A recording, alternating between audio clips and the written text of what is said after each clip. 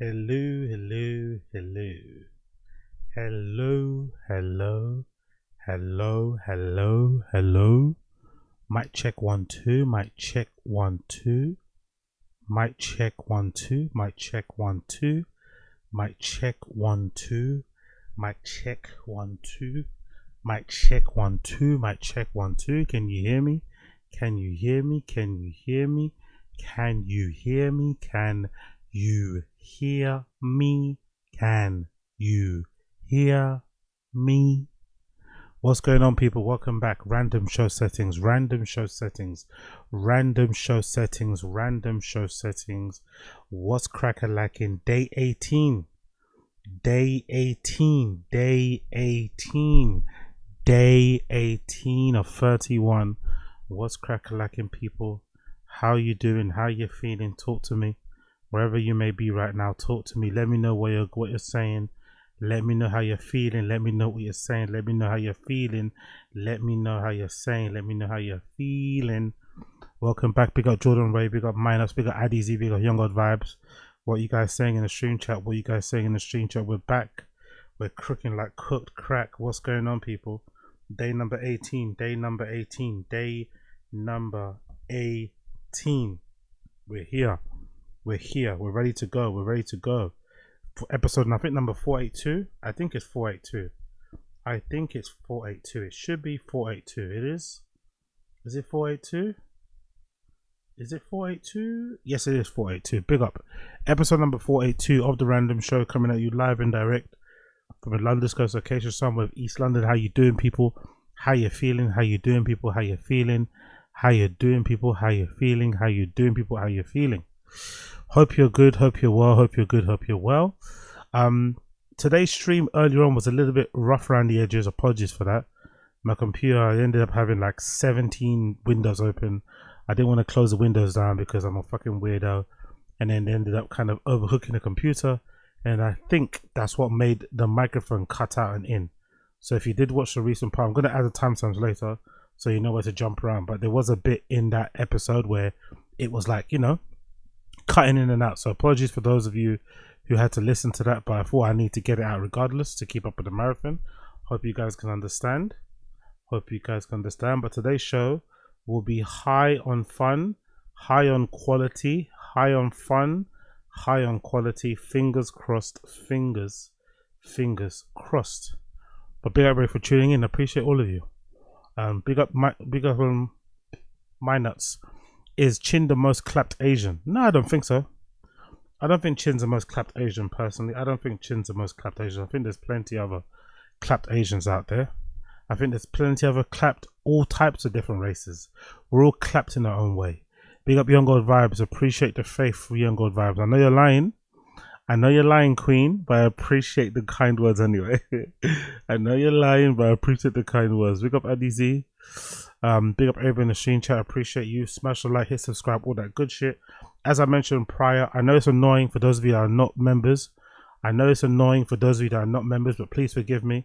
For this entire week, it's going to be members only in the chat. So please forgive me, but I need to get those membership numbers up. So I'm going to have to game the system. I have to game the system, and for the entire week only, this week only, it will be members only on the stream chat. So apologies for those of you who watch and usually take part and are, you know, not members and stuff. That's not like I'm discrediting you or putting you to the side, but in order for me to hit the target or even come close to hitting the target, which, you know, let's see how it goes. I need to up the members, so I'm going to do the regular thing that YouTubers do, where you lock down the chat, make it members only, make it annoying, blah blah blah blah blah. So apologies. But after this week, it'll be back to normal. Don't worry. After this week, it's back to normal. The stream chat, you can view it later too. So it's only the chat that's members only. But if you want to look at it later, you can watch it later. No problem. But only the stream chat will be not blocked, but, you know, limited for members only. Apologies. Don't come after me. Don't call me racist names. Don't go all crazy on me, you know. Please, forgive me. Okay? Cool. Big up everybody. Big up everybody. Let's continue. First thing off the back, I just saw Unique uploaded a video talking about BGL. I just saw Unique upload a video talking about BGL, so I thought I would extend. I thought I'd kind of carry on that conversation, or kind of contribute to that conversation. So, Unique put out a video about Brendan going off on BGL. I think I may have reacted to it. I'm not sure if I did react to it anyway, but we're gonna go through it again. And then in the comments, BGL left a pretty, BGL, when he gets into writing, he starts typing bears, isn't it? So he's all typing mad essays and shit. So he went in and he actually revealed a few things that we weren't aware of, or that I wasn't aware of. So big up BGL for always being the fucking source of really good information regarding Brendan, because he was right there. And to be honest as well, BGL I rate more in terms of his info, because he was one of Brendan's best friends. He actually liked Brendan too. That's the thing people don't, kind of ignore. He was one of the best friends. He actually liked Brendan. Not sure if he kind of looked up to him, but he kind of enjoyed that time he was with him. So he got to see stuff. Brendan also trusted him. And then obviously it turned sour because Brendan, like he always does, fucks over people. So when he got fucked over, he felt betrayed, and then he tried laying it all out, right? Maybe going a little bit too crazy, but it is what it is sometimes. I've been sometimes done dirty by former employers. I've been withheld payment. I've been spoken to in a certain way, and it can just send you nuts anyway when your employer does that. So I understand how he went a bit crazy. But I do believe most of what he says when it comes to Brendan. I really do. I do believe it. But anyway, we're going to go through it. We're going to watch the Unique video. Then we're going to scroll down to the comments, because BGL left a really, really long reply. So we're going to get through that, and it's got some good information in there too. So big up everybody watching. Like the stream, subscribe, all that shit. As we go on, let's go. The first video is Brendan Schaub goes off on his former handler, Mark Harley, also known as BGL, right? There we go. That's the video from Unique. That's what I'm going to watch. Let's go.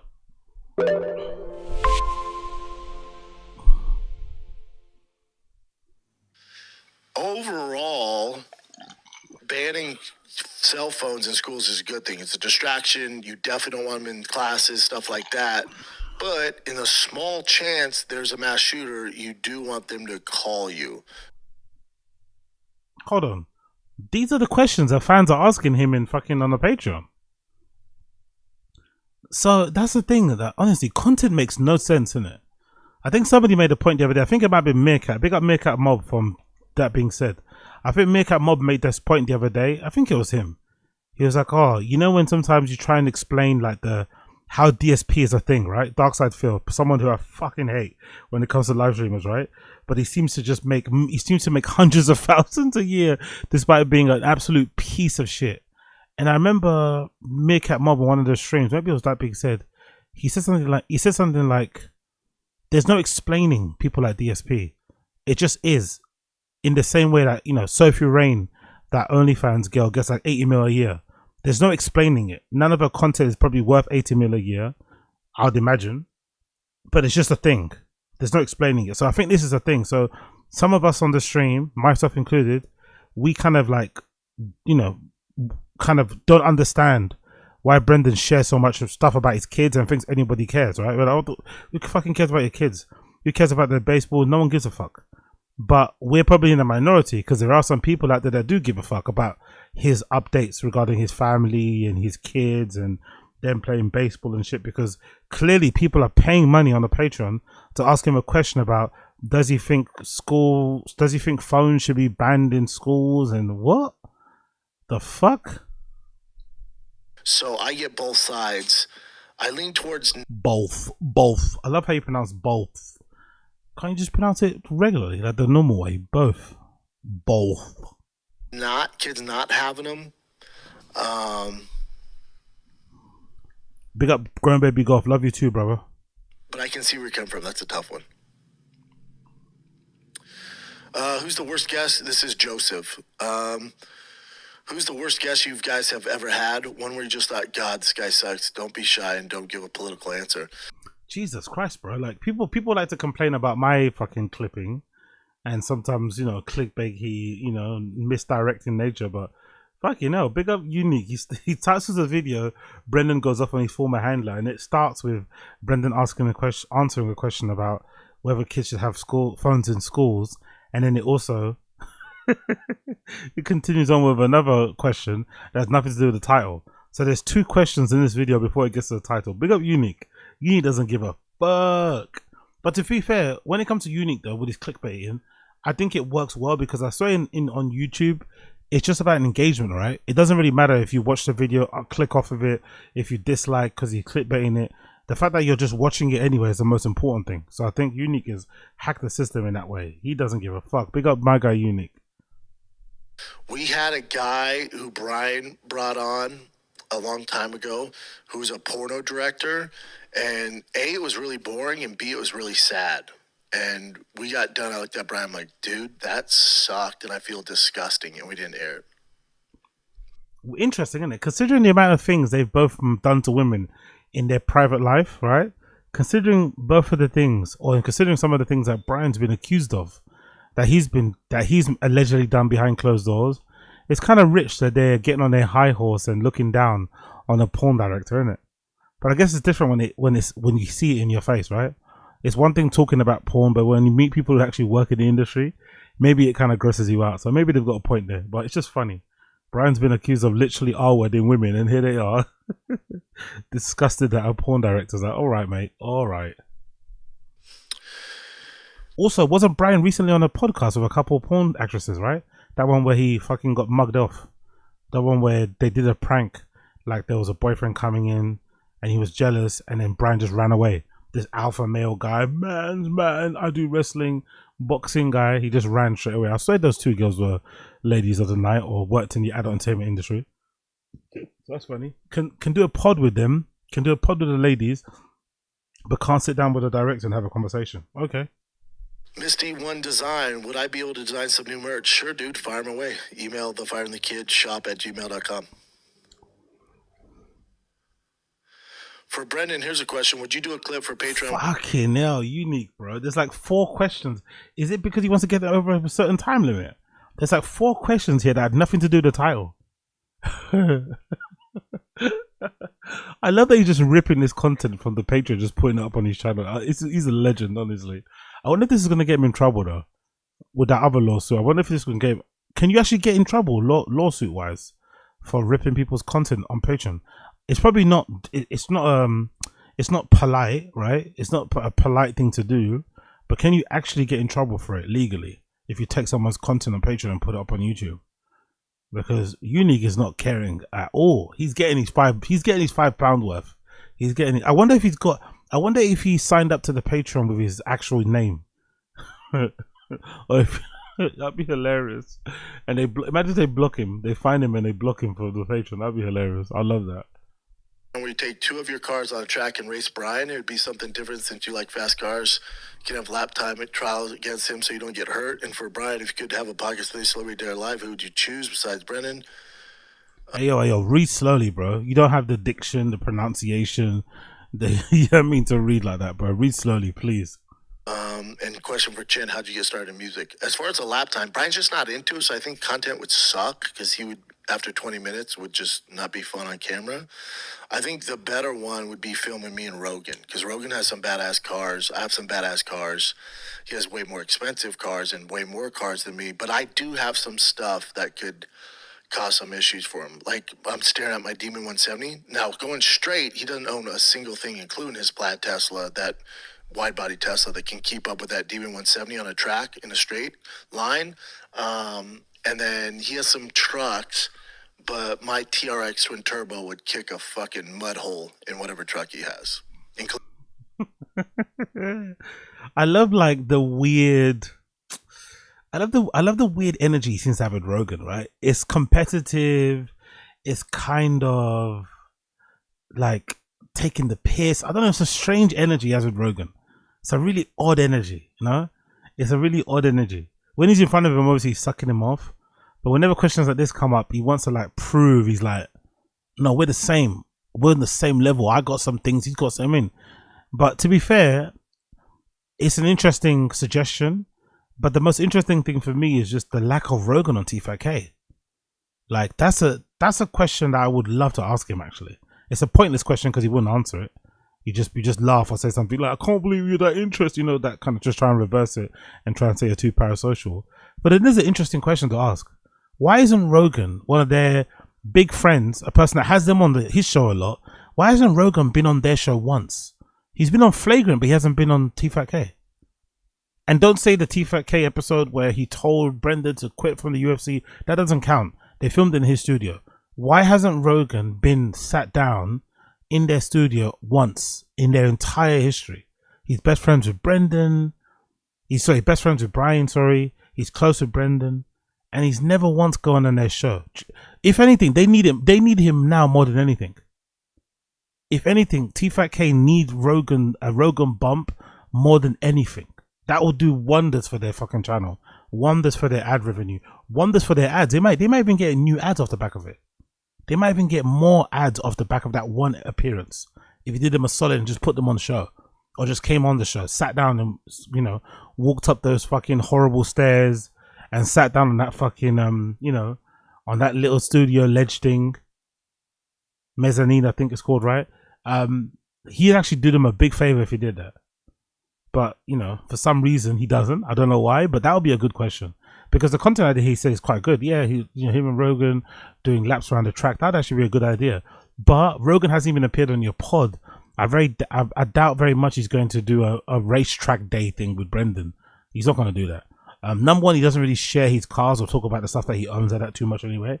And number two, I just don't think so. If he's not appearing on Tfatk, why is he going to take time out of his day to hang out with Brendan racing cars? But it's really odd. Really, really, really odd.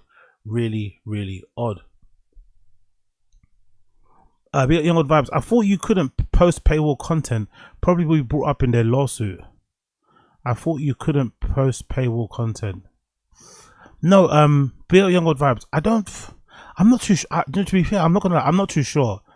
The main reason why I've heard of people using Patreon is because Patreon is looser with the restrictions and stuff, because whatever, it's behind a paywall, so you can be a bit looser with whatever restrictions you have on YouTube in terms of swearing, in terms of playing clips, playing music.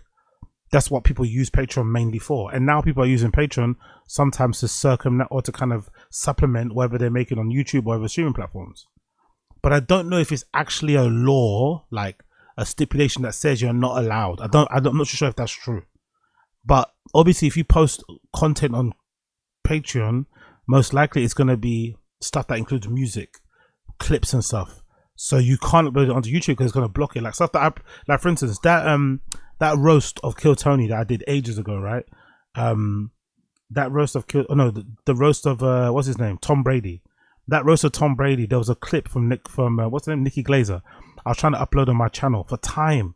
I kept editing it, changing the aspect ratio, cropping this, taking that out, and it just kept blocking. YouTube just kept blocking. Anytime you upload it, even a segment, even a little morsel of a clip from Netflix, YouTube will block it. So you can't even view it. So there's no point even trying to upload onto YouTube. So you upload onto Patreon. But obviously with this type of content that they're doing, this can easily be ripped because it's it's just them sitting down talking. But I just think again, I like Unique, so it's not nothing against him. I just think it's poor showing. Content creator. If you post something on Patreon, you don't want it to be on YouTube, essentially, right? I just think it's a bit in poor taste. You know what I mean? To just rip the entire thing. It's one thing if he took the question, like one question, and he clipped that question out and he put it up on his channel. That's one thing. But he's playing the entire this is probably the entire Q&A, I think, no? Or it's a big chunk of it anyway, at least. It's like, come on, Unique, come on. This is not cool. Including his Hennessy or any of that stuff. But we're here, so I'm reacting to it. Hey. But overall, his Porsches and stuff would beat the shit out of all my cars. Question with Chin, how'd you get started in music? Big up Izanella. We could probably big up Michael Mills. We could probably list Joe Rogan's visit to other pods on one hand. He really doesn't have much to go anywhere, but with the Tfatk car shop in his neighborhood, it's hard to explain. No, but he doesn't know. I wouldn't accept that too. Izanella, just put yourself in Brendan's shoes. Izanella, put yourself in Brendan's shoes. Put yourself in Brendan and Brian's shoes. They are very close with fucking Rogan. Imagine how they must felt seeing Rogan appear on Flagrant on their couch. Come on. Rogan's also done a bunch of those Navy SEAL guys. I don't know what their names are, but they're not in the comedy universe, but he's done a bunch of in-person interviews with those guys that do like performance stuff. He's been on Lex Friedman, I think. Yeah, he's filmed in Lex Friedman Studio. He's filmed at least one Lex Friedman episode in his actual studio, like with the black curtains and everything. He's done one of those, at least I know. I don't know. I'll be pissed off. Just a flagrant appearance, I'll be already pissed off. How are you appearing on flagrant on their couch, but you can't? I know he did flagrant because I think there was a time when he was on tour with Dave Chappelle. When Rogan and Dave, by the way, imagine a Rogan and Dave Chappelle comedy tour. Could you imagine the drop in quality when Joe's opening or closing? Or I don't know, whatever, right? Like, could you imagine that? How bad that must be, the contrast. Watching Dave Chappelle do his thing, or watching Rogan and then watching Dave Chappelle, the fucking chasm in quality between those two. Such a strange one. But anyway, I remember he did that. And during his time in New York, that's when he did the Flagrant 2 podcast. So maybe he could say, oh, that was just a happen chance because I was in the area. So But I don't know. If I'm Brendan, I'm still pissed. I'm still very, very, very pissed off that he hasn't sat down on one of their couches at all. It's kind of fucked up, I think, personally. But you know, maybe I'm giving these guys too much of a blight. That's a quick one. My brother played guitar when he was in junior high. I saw him playing. I was like, wow, this is awesome. Then I tried to learn. Then I just got way better than him. And then, boom, off to the races. That's cool. Yeah. Should we do like 2 more for Brian? So Chin picked up the guitar and learned how to play that, and his brother got to making money. Funny how things work, innit? Chin got better than his brother at playing guitar, and then his brother went off to go make money, and now Chin is almost subservient to his brother. You know? His brother's kind of got the settled life, the big car, the house and shit. And Chin's, I don't know, a podcast producer for Brendan Schaub and shit. Funny how life plays out, innit? Funny how life plays out. But they did make a good point the other day, though. They did make a good point when they kind of grilled Chin about not even singing anymore. And I wonder if that's to do with the drinking or he's just, his heart's not in it. But he doesn't really do much creative stuff anymore, innit? He doesn't upload the vlogs anymore. He's not really posting pictures of himself anymore that much. It's almost like he's just going to Tfatk, recording, going home. Tfatk, and he's not really doing much else in between, it feels like. I get the feeling he's not really enjoying his time. I don't know. Again, this is just looking from the outside in. But considering Chin's life seemed to be full of Korean barbecue, friends, beers, hanging out with Casey after work, having beers, food trucks, more fishing trips, you know, camping. He had a pretty, you know, again, he's a bit of a redact, but he had a pretty full life. Let's be fair. Chin has a pretty full social life.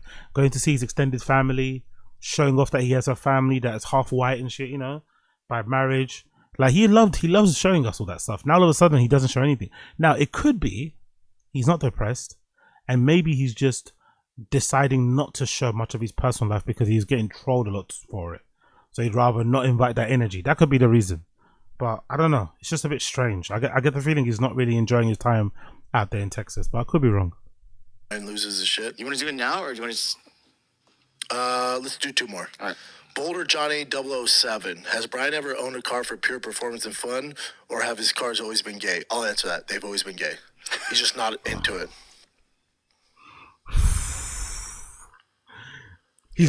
I think he was reading this before. You see how he went quiet? He saw Mark Harley's name. He hates Mark Harley. He saw Mark Harley, aka BGL's name, and I think he started reading it. He started reading it before, so he wouldn't get too triggered. But he was already seething, as they say on Kino Casino. Look, he's already pissed off. Just seeing his name, he's pissed off. Let's see what he says. Yay or nay? We can do that. If you had to hire one person on the crew out of this list, who would it be and why? These are all former employees. Christian was awesome. Kat's awesome. Malik B was awesome. Chappelle's awesome. Any of them besides that last one. Just because he doesn't have any skills.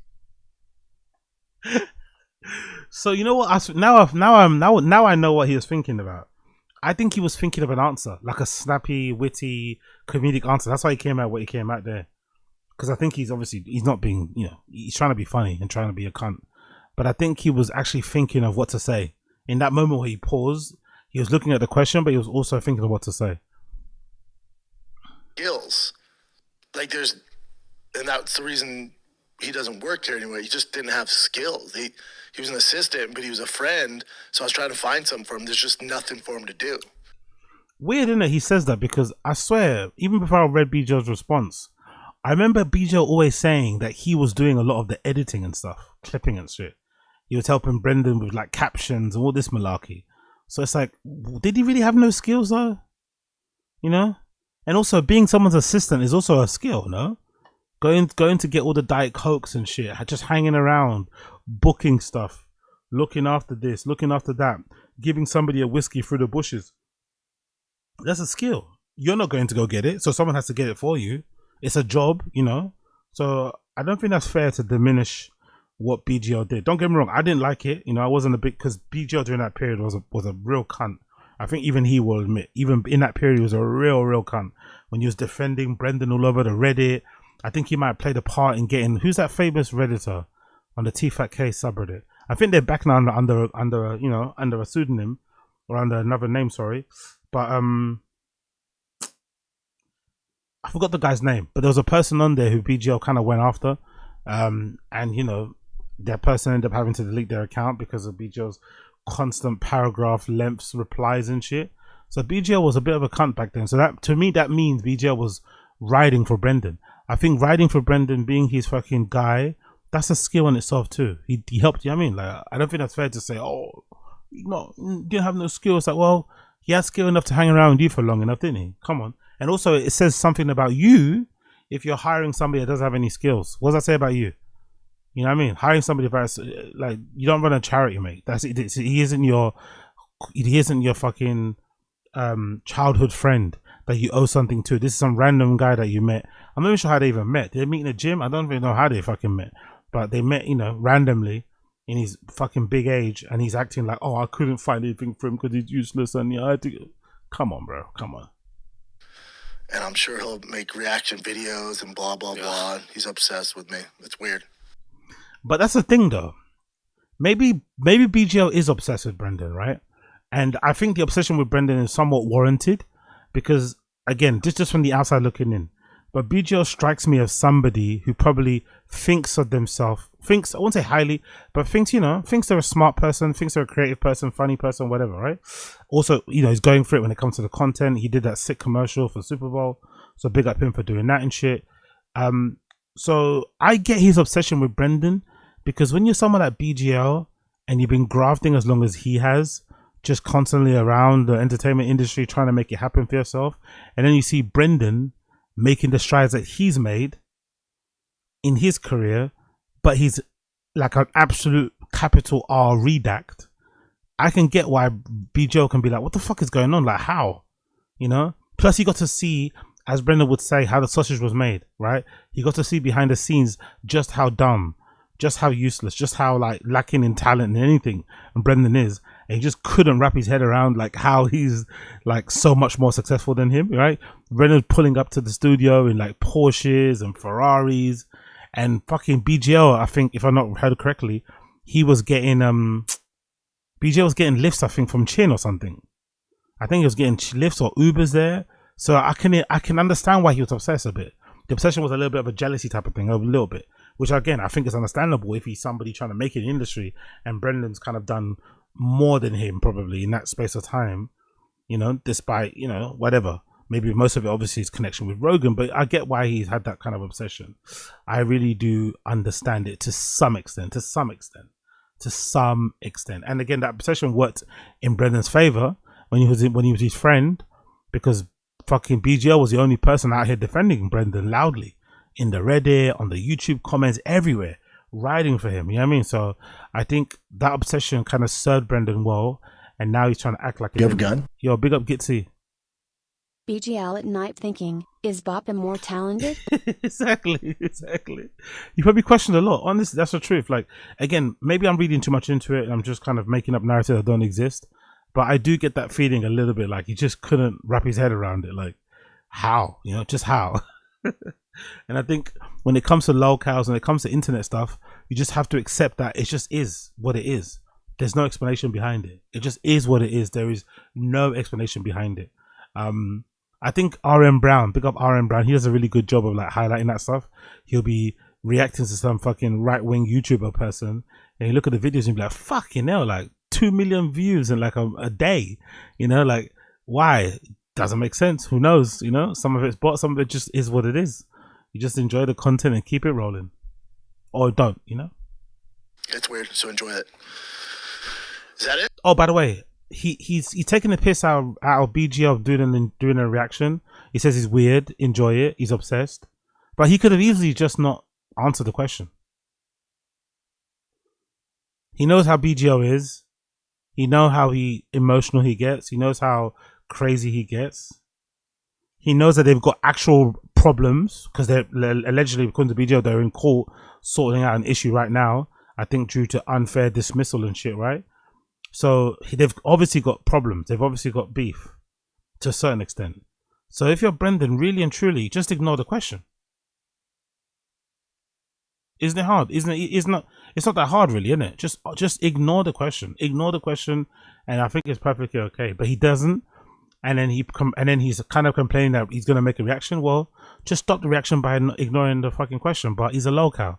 He can't ignore the question, so he has to go for it. And now it's created a whole different narrative and spin. And now these guys are going to go back and forth for a while. And BGL's kind of reintroduced himself back to the Lolcow universe, or back to the Bapaverse, for lack of a better term. That's it for this round. Yeah, we'll do more. Is there a ton more questions? Yeah, we have a ton. All right. Maybe I'll just do another one. We'll do an extra one this week. Cool. So let's read BGL's response. BGL's response to that, right? Let's read BGL's response to that explanation about, and I think the question was, who would you want to hire, right? Was that the question? What was the question? The question was, if you had to hire one person on the crew out of this list, who would it be and why? And basically, Brendan said he'd hire everybody. He'd rehire everybody on this list except for BGL, which is obviously a lie because he fell out very badly with Malik. Chappelle left because it was bad for business. Christian, I think that's Shrimp. He also left under bad circumstances. And Kat left because she makes more money on OnlyFans than they probably ever paid her. You know, she probably makes more money on OnlyFans in a month than what she was ever making in a year on Tfatk. So it's a lie that he said he would hire everybody else here because, number one, some of them won't take the job, and number two, some of these guys he's not even on good terms with. So he's just been a cunt by saying I'd hire everyone on this list except Mark Harley, aka BGL. But let's hear what Mark Harley, aka BGL, has to say. He did leave a comment on Thingy's reply. He said the following: "Oh my god, oh my god, Jesus Christ." Okay, cool. Mark Harley, 3 paragraphs here. This is what happens when you reply. This is what happens when you say something about BGL. He doesn't have it, bro. He does not let any disrespect go. Big up BGL. He says, "I'm obsessed with Brendan, but he ran a private smear campaign, making up and disseminating demonstrable lies to dozens of people who know me while not mentioning anything about me publicly, and hired a private detective to follow me after I spoke honestly about my experience working at Thick and I have text screenshots from multiple people demonstrating him saying a completely different, made-up defamatory reason for Jesus, a long sentence, bro. Where's the full stop? I have screenshots and text messages and multiple demonstrating people saying a completely different story. Let me do that again. Sorry, there's so much words here. I know I'm being a little bit of a baby, but please forgive me. Working at Thick I have text messages, text screenshots from multiple people demonstrating him saying a completely different made-up defamatory reason for firing me, and also hard evidence of the private investigator admitting that he worked for Brendan and was investigating me because his side piece sent flowers to Joanna and Brendan, gaslit her by saying it and must be me, and told people I helped his friends to deliver the flowers, and harassing him and his family hadn't been within a mile of his house since Jesus Christ, bro. Jesus Christ, there's so much text here. The full stops are nowhere to be found. Sorry. Harassing his family, December. The real reason we parted ways was being I didn't text him back for a few hours as I edited the 6 reels from the Fighter and the Kid episode with Bradley Martin, Jan 2023. Okay. The first thing to note here is Brendan hiring a private detective. Wild. Brendan hiring a private detective to follow BGL around to find some incriminating stuff about him, I'm assuming maybe to support his lawsuit against him, is crazy. Crazy work from Brendan. I would also say it can be a different made up story. I don't really have a problem with him lying about why he fired BGL to other people. That's not really that big of a deal, I don't think. Yeah, it's what he said here, right? Made a different story. I would say Brendan lying about BGL hopping the fence to what leave a that's so that story is fucked up, to be fair. And again, it goes back to what I said before about women being the real enemy of men and not men. Men not being the real enemy of women, women being the real enemy of men, right? It's my saying, which I fucked up anyway. Men are not the men are not the enemy of women. The real enemy of women is other women. Because if this is true, that Brendan's side piece was, I don't know, jealous, feeling left out, and she sent Slow Joe, aka Joanna Schaub, flowers to their house, that's insane. That's insane, bro. A side piece sending flowers to your house, marking the note to your fucking wife, is fucking wild. And Brendan thinking it was, oh, I get it. I was thinking, why would Brendan think it was BGL?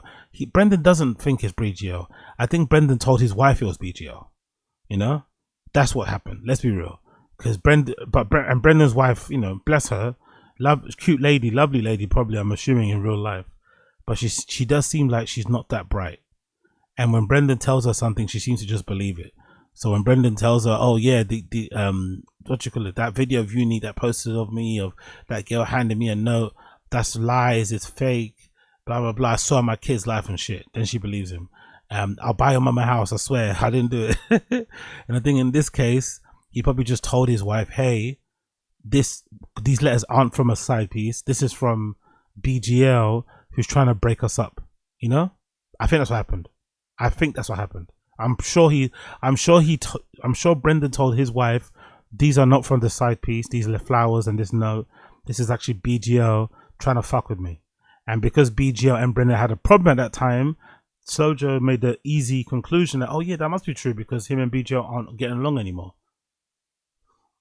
So that's kind of fucked up because it makes him sound insane. You know, I think BGL even would admit himself he is kind of insane, but I don't think he's insane enough to jump somebody's gate in the Hidden Hills and to leave. I don't think he'd do that. He might leave some cards and a note outside of the fence and the gate. I get that.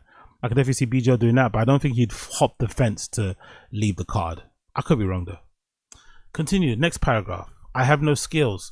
Oh, okay. I get what he did here. He addressed every point that Brendan made in that little diss he said. Okay, that's fair. So maybe the 3 paragraphs aren't that big. I got to take it back. I'm being a little bit mean there. Like, he's just addressing all the points that Brendan made. He says here, I have no skills, but I worked with him for 7 days a week. I worked for him 7 days a week. And he relied on me exclusively to edit his stand-up clips because he's salaried a full-time lead editor. I have no skills, but I worked for him for 7 days a week. He relied on me exclusively to edit his stand-up clips because his salaried full-time lead editor at the time couldn't edit his extended ramblings bits down to 90 seconds for Instagram. I'm a professional writer. I did grad school for screenwriting in UCLA, so I guess just treated it like editing writing. All right, guys. Slow down, mate. Slow fucking down. I'm an editor. I went to fucking University of Los Angeles, the prestigious University of Los Angeles. Big up BGL. I also did Photoshop for all of Tfatk thumbs. Wow, really? Okay, so Brendan saying he got no skills is not true because he did Photoshop. And again, what did you do on Photoshop? Did you edit the photos or did you edit the actual thumbnails? Because there's 2 different things. I also did Photoshop for all the Tfatk thumbs and sometimes the Schaub show. He also relied on me to come up with funny social media content ideas for his personal page and marketing ideas for Tfatk. The last reel I made for that page was a compilation of Tfatk moments throughout the year set to a Jelly Roll song that I have a screenshot of him saying how amazing it was. The initial reason he hired me was because I filled in as a social media guy on Easter Sunday 2022 when Volk was on Food Truck Diary, and he said I did a job 100 times better than the person currently doing the job. Wow. So BJ was hired under the premise that he has skill. He probably came in with no skill, but then he covered for somebody, showed that he had skill, demonstrated he had skill, proved that he had skill, and then he went on. Don't get me wrong, all of the things that, you know, BGL is talking about, to be fair to Brendan, half of the projects he's talking about, they're also the projects that failed. So BGL's taking credit for Thick Boy and Tiger and Food Truck Diary stuff, and those two projects have unanimously failed. So he was a part of two projects that were probably one of the worst bits of Brendan's content, whatever, umbrella, entertainment industry thing, blah, blah, blah, blah, blah. But still, he proved that he has skill because he mentioned some things he'd done there. I think BGL's first mistake was working for Brendan 7 days a week. That's his first mistake. BGL's first mistake was trying to be Brendan's friend, was being his assistant and working for him 7 days a week. You know what I mean? That's no way to live. And then at the end of it, when he got fired, Brendan would withhold his wages anyway. That's how much of a cunt Brendan is. All those, because me personally, I'm a big believer in you can end on bad terms with somebody, but you can still do good business. They're not mutually exclusive. You can definitely end badly with someone, have a big falling out, vow to never work with that person again, but you can still do it the right way and make sure they get their invoices paid and everything else on time. You don't need to be a cunt about it. I don't think that's necessary. The fact that he was, and essentially got him working mad jobs and doing loads of different things, coming for loads of different people, and then in the end, when it went sour for both of them, he didn't even do the decent thing of just giving him the money and just letting that money be, okay, I can never see you again. It's all good. Fuck off. Instead, he went to cause him more pain, more strife, and be like, you know what? Fuck that. I'm not giving you the money. That's some real scumbag shit, in my opinion. Everyone else on that list, he says here, was completely awesome, but he literally talked insane amounts of crap behind each person's back about how worthless they were. Jesus Christ. His words, Christian, which is shrimp, is lazy and always on his phone and sucks at his job. To be fair, I don't think that's inaccurate, to be fair. I don't think that's inaccurate. From the outside looking in, Shrimp did look a bit useless. But again, that was Brendan's fault. Brendan, I think, hired all those people. Because there was a time when they're firing a kid, they'd pan to the fucking studio bit, right, at the back. And there'd be Chin, Cat, and Shrimp. 3 people sitting there. So he did try, he did overstaff himself anyway. Bloated roster of employees, and I think he did that purposely, in my opinion, to try and look like you're running a legit business, to try and make it look like he had a legit kind of podcast network agency. I don't know, whatever studio thing he had going on. That's my belief anyway. I could be wrong. Kat doesn't do anything, he said, and I have to talk with her about reducing her pay because she contributes so little. Wow. Brendan was considering cutting Kat's pay. I wonder if that played a part in her actually leaving, and it had less to do with her, with the money from OnlyFans, but more to do with Brenda was trying to cut her pay. She's probably like, nah, I'd make this amount if I'm not going to make this amount, but I'm just going to leave. That'd be gangster if true, but fuck, fuck stuff for Brendan if true too. Like, what? How you treating someone that's been like that with you for that long that way? And she was loyal too. Kat hasn't come out of like, since he left, she hasn't said one thing to a troll, to like a troll page. I'm sure people have tried to reach out to her to have an interview, but she's not said a single thing. She's kept it very cute. She's kept it very professional, very polite. She's not said anything bad about the guy. So it's kind of wild that in that time he was saying all this bad shit about fucking Kat, and she was a ride or die, I think, for the most part. She left at the end because she was making more money on OnlyFans, but you can't blame her for that. She was only staying there because of her friendship with Chappelle. She didn't need the money. And the moment he left, she quit immediately. Ah, okay. So Chappelle and Kat were close. That's why she stayed there. No, it wasn't because of Chin. That's hilarious, by the way. I thought she was staying because of Chin, because her and Chin seemed close. They'd go to Korean barbecue all the time, but I guess not. According to BGL, he constantly talks shit about Chappelle as a podcaster and comedian in totally delusional fashion, saying things like he ruins a show because he doesn't know anything. Just because Chappelle doesn't spend all day on Worldstar and TMZ like him. To be fair, that was kind of an annoying part of the show. I'm not going to lie. I agree mostly with what BJ said, but I think Brendan's assessment of Chappelle was true. Chappelle was like, insanely unaware of everything going on the internet. And I'm sorry, but you're a content creator person. You're trying to make it as a comedian. You're trying to post content. You're trying to go out there and do a thing. You have to know stuff about the internet. I wish I didn't know some of the stuff that I know, but you kind of have to be aware of what's going on the TL. You kind of have to. And the fact that he wasn't, and kind of be like, oh, I thought you didn't know like jack shit, and you had to spend like 5 minutes explaining to him what was going on before they can comment on what happened just the other day. that was infuriating. So I actually agree with Brendan in that respect. Chappelle was too uninformed to make anything work. You know what I mean? And he was almost like willingly, gleefully uninformed. Like, oh, this is so good. I don't know anything. It's like, brother, please. So yeah, I agree with Brendan's assessment on Chappelle at least. It continues. He doesn't know anything. He would also sympathy troll Chappelle about his stand-up by saying, I just don't know where he goes from here. Meaning after he runs out of material about being a male cheerleader or being adopted. And of course, Chappelle is infinitely better than Brendan at stand-up. I've seen Chappelle demolish Brendan 50 times as his opener. And the comment section of his 30-minute special is a literal inverse of Gringo Pappy.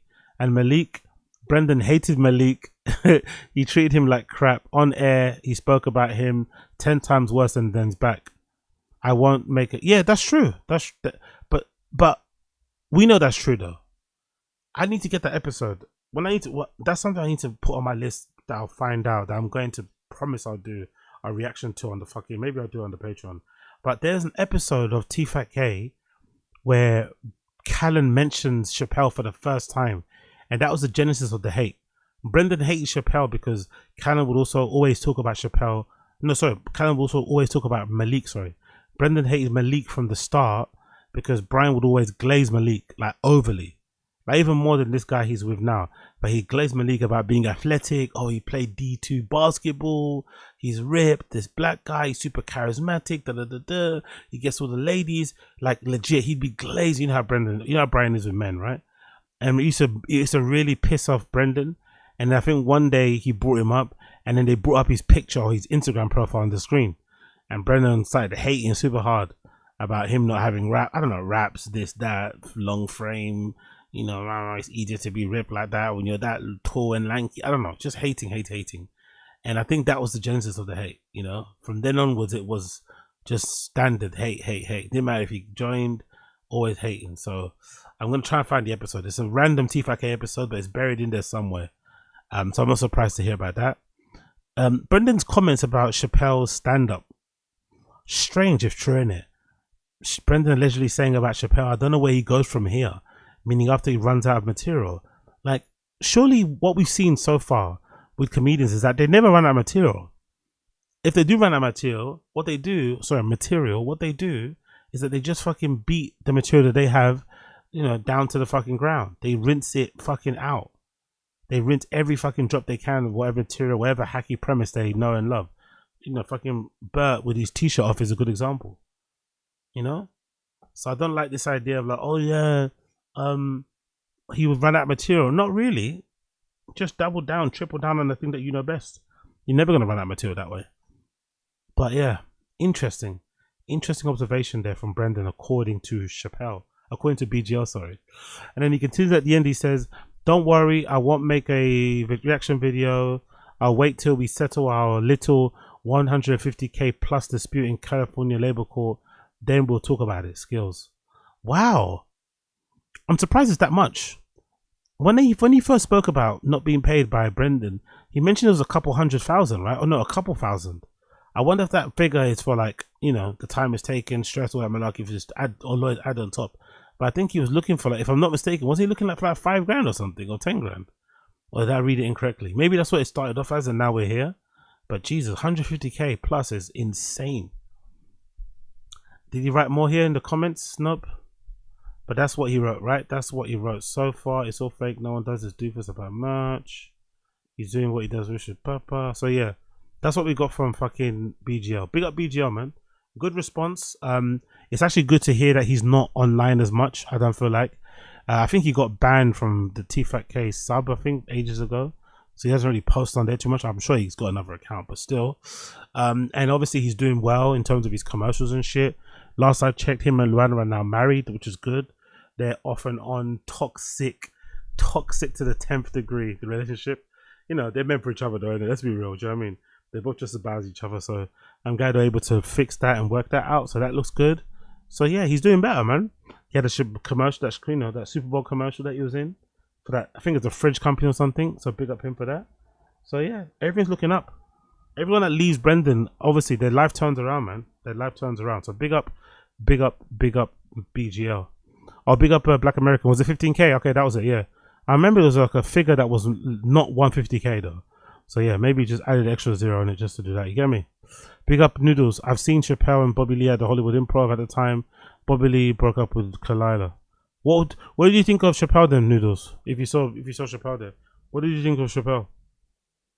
If you saw him at the Hollywood Improv, he seems like a decent comedian. I just don't like his podcast personality. That fucking happy to be there, laughing at everything, kind of coony energy he has. I don't like it. It's not his fault because I'm sure it's a part of his upbringing, but I'm just not a fan of it. And they're always wearing the band shirts, the band t-shirts. Like, we get it, bro. You're not like other blacks. You know what I mean? You listen to like alternative music. You're into indie. You're into hardcore. You're into metal. But I get it. But you don't have to wear it, you know? I'm into all that stuff too, but I don't wear those shirts every single day. You know? Like walking around with a fucking Oasis t-shirt. It's like, oh, okay, we get it. As Brendan would say, we get it. But I'm sure most of my opinion of him has been tainted somewhat because of that time where he was on fucking Tfatk being a human laugh track, you know? I hated that. That was my worst. That was the version of fucking Chappelle I hated the most. So big up him, big up him, big up him. Okay, let's continue on. Let's continue on. Let's do this one. Big up. This is from the stand-up comedy subreddit. It features that guy. I forgot his fucking name again. Oh, I forgot his name. Wish I could remember his name. I wish I could remember this guy's name. But regardless, let's see. It's the title of the video is, as you can see here, Texas isn't the place for new political material. Let's play this. The courtesy of this r/stand-up comedy subreddit. Yeah, I mean, not gonna do that much new material tonight.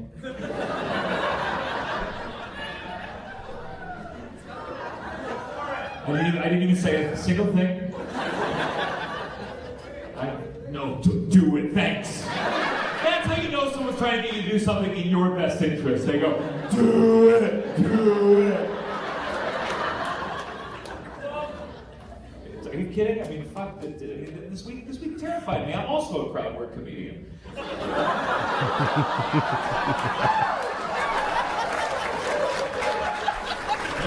That's funny. That was a good line. It's fucked up. The whole order is supposed to be comedian destroys heckler, not the other way around. Big up Noodles. This regarding Chappelle, yeah? He was funny. He roasted lady for being drunk and talking during his set. Okay. Good. You know? Did he do bits though? Because you know me, I'm not a fan of crowd work. Did he do bits though? I've toured around. Let me tell you, I have had worse outdoor college gigs, believe you me.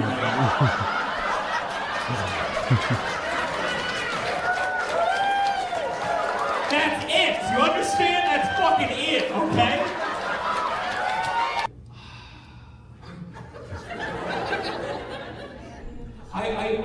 I don't know. I feel like we went through this whole... Oh, that's his name. Gianmarco Sorzi. That's his name. That's the comedian there. Gianmarco Sorzi. Big up him. Whole generation of a lot of conservatives being like, nothing offends me. And then, like, I don't know if you noticed in the last week, it seems like it changed back. It really, I gotta tell you, there's something about conservatives being like, you can't say that. It feels nostalgic to me. Like, this is the way it should be, actually. Yeah, it's definitely, I'm tired of having conversations whenever there's a shooting about like what the political party is of the shooter. Yeah. Because they always go, oh, was he a Republican, was he a Democrat, was he a liberal, conservative? It's like he was the internet. Exactly. Like, good luck trying to decipher this shit. It doesn't go along party lines. That's like saying, what political party did Mr. Hands belong to? Doesn't really matter. He likes getting by horses. I'm sure he would have loved RFK Jr., but other than that, Jesus Christ. There's nothing else to know.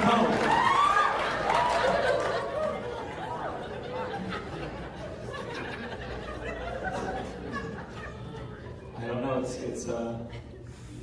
I don't know. Some of these will come back to. I want to warn you guys up a little more before they're straight into it. Maybe he's too liberal. Maybe he's too woke. Maybe he's too much of a lefty. But I think this guy Gianmarco, I think he'd be a great guest for Rogan, man.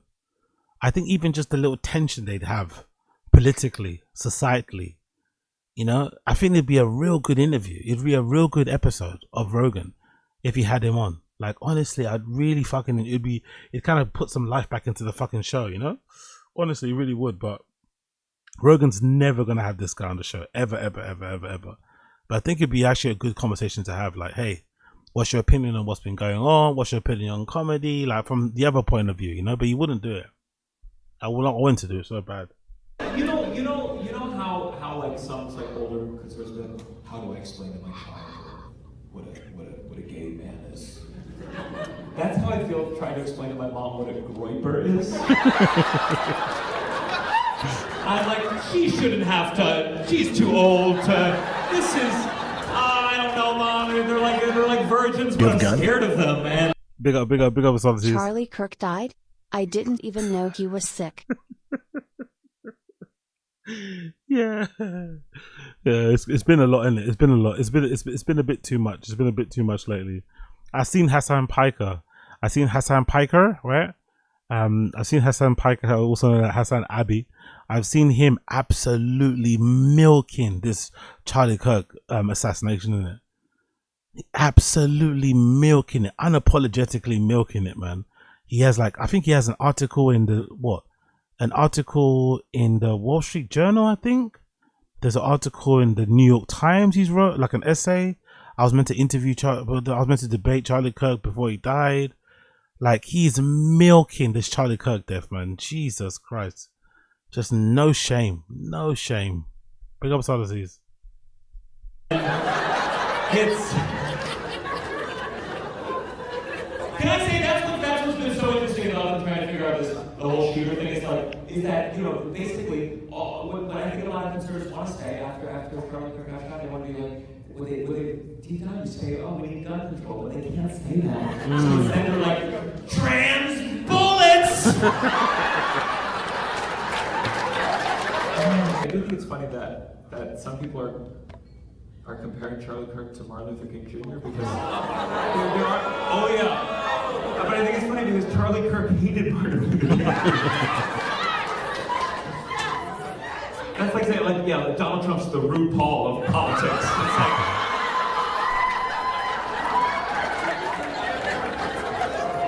you know, they may have agreed about fracking, but that's it. Honestly, I would love for Rogan and him to be talking, and Rogan to have no idea who RuPaul is, what a RuPaul is. To get Rogan's opinion on Drag Race, that would be awesome. To have them debate on the merits of Drag Race, that would be so good. Honestly, Rogan needs to have this guy on, man. Rogan needs to get some people on that are opposites of him. Please, for the love of God, man. Get someone that's kind of funny too, who's the opposite of you, who can kind of fire back, jab back and shit. Maybe isn't in awe of him. That would also be good. You need someone, we need more people on Rogan who aren't in awe of him, who aren't just like, Rogan, you know? Because those are better conversations. When the person that comes on is like a dick sucker, they don't work, you know? But Rogan's in his boomer right wing thing, so he's not going to have this guy on ever, but it would be good if he did. I don't, someone's just saying more, like I just have more. We're at the bottom, we're at the bad ones now. We're at the ones that are like, this wasn't good enough yet, they're too preachy. Because I mean, at the end of the day, Charlie Kirk, he's quoted, the quote he said, some gun deaths are worth it for the Second Amendment. And so, like, you know, you have to appreciate the irony there. Like, you know, I would never say something, if anything could hurt me, I think it should be illegal. I've never been stung by a bee. I still think we should kill them all. I don't care whether it hurts the environment. I'm looking out for myself. And then if a bee stings... Big up Sadazi, it's never going to happen. Rogan worked hard to suppress gay man within him. From TRT to cigars, he tried hard. Yeah. The funny thing about this guy, he's not even gay, actually. The funny thing about this guy, I think he's like he's more akin to like what we have here in Britain or what we have in England as I forgot the name for it. They called a name, particular word to describe people here who are like this, but it's not really. I don't think it's a male sort of like archetype that you have many in the United States. You know, it's not really a thing, but we have a lot of them here in the UK. It's a thing, you know, to kind of be very effeminate, but also be super straight. That's definitely a thing, but he's not. So I would like that too, for the confusion it would cause Rogan, right? Rogan trying to figure out, like, how's he not gay? Like, no, he isn't. He's not gay. He's just, you know, he's just the way he is. You could be like, that was tragic. He didn't even want that. That's it, camp. That's the word. The word's camp. Camp. Camp definition. Camp refers to, yeah, there we go. Camp refers to something or someone that is deliberately exaggerated, artificial, theatrical, over the top, often in a way that is so extreme, unironically stylish, and be deep roots in gay culture. It involves a style of art, expression, and behavior that, while attempting seriousness of high art, ends up being delightfully absurd, entertaining, and embodying so bad it's good. Key characteristics of being camp: exaggeration and theatrically. Think bold, flamboyant, over the top expressions in speech, mannerisms, fashion, or art. Artfully, I kind of sound camp, don't I? Don't I camp? Don't I? I think I tick some of these boxes. I'm not going to lie. Artificiality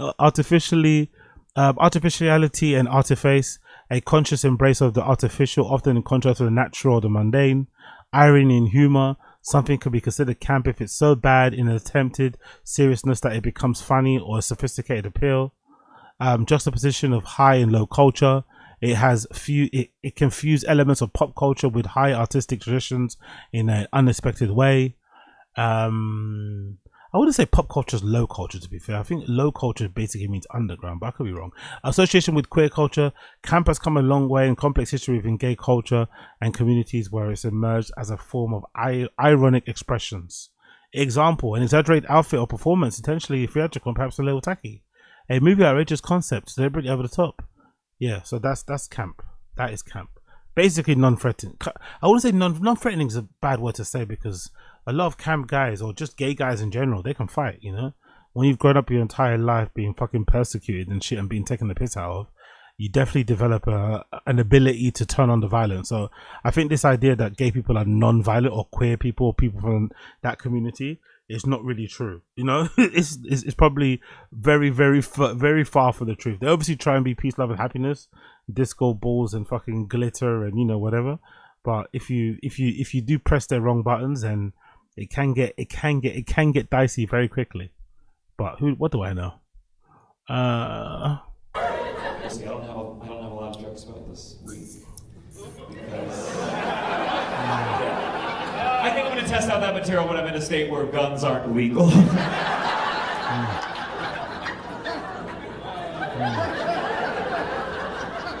Obviously, it's a tragedy. He left behind a wife and 2 kids, which is how you know Israel didn't do it. Jesus Christ. That's good. That was good. All right, moving on.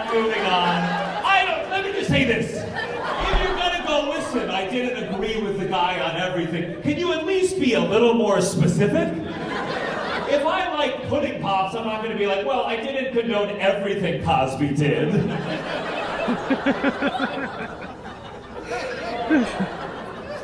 Okay, let me see if there's one more. Well, obviously, I mean, I think the prison felt worst versus Trump. Thank God, he's so bummed. Did you see pictures of him? I mean, even his face was at half-mast.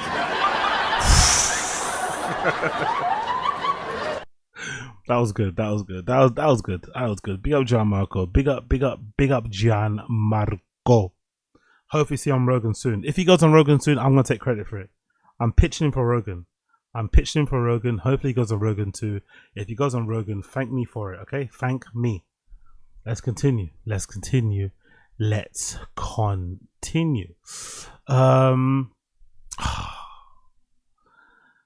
Please, for the love of God, big up the Fire and the Kids subreddit. Thank you for bringing this to my attention once again.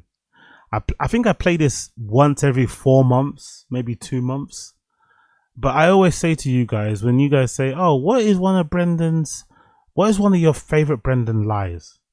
And I have to say, my number one favorite Brendan lie has to be the Moon Tower Comedy Festival headlining fiasco. It has to be that.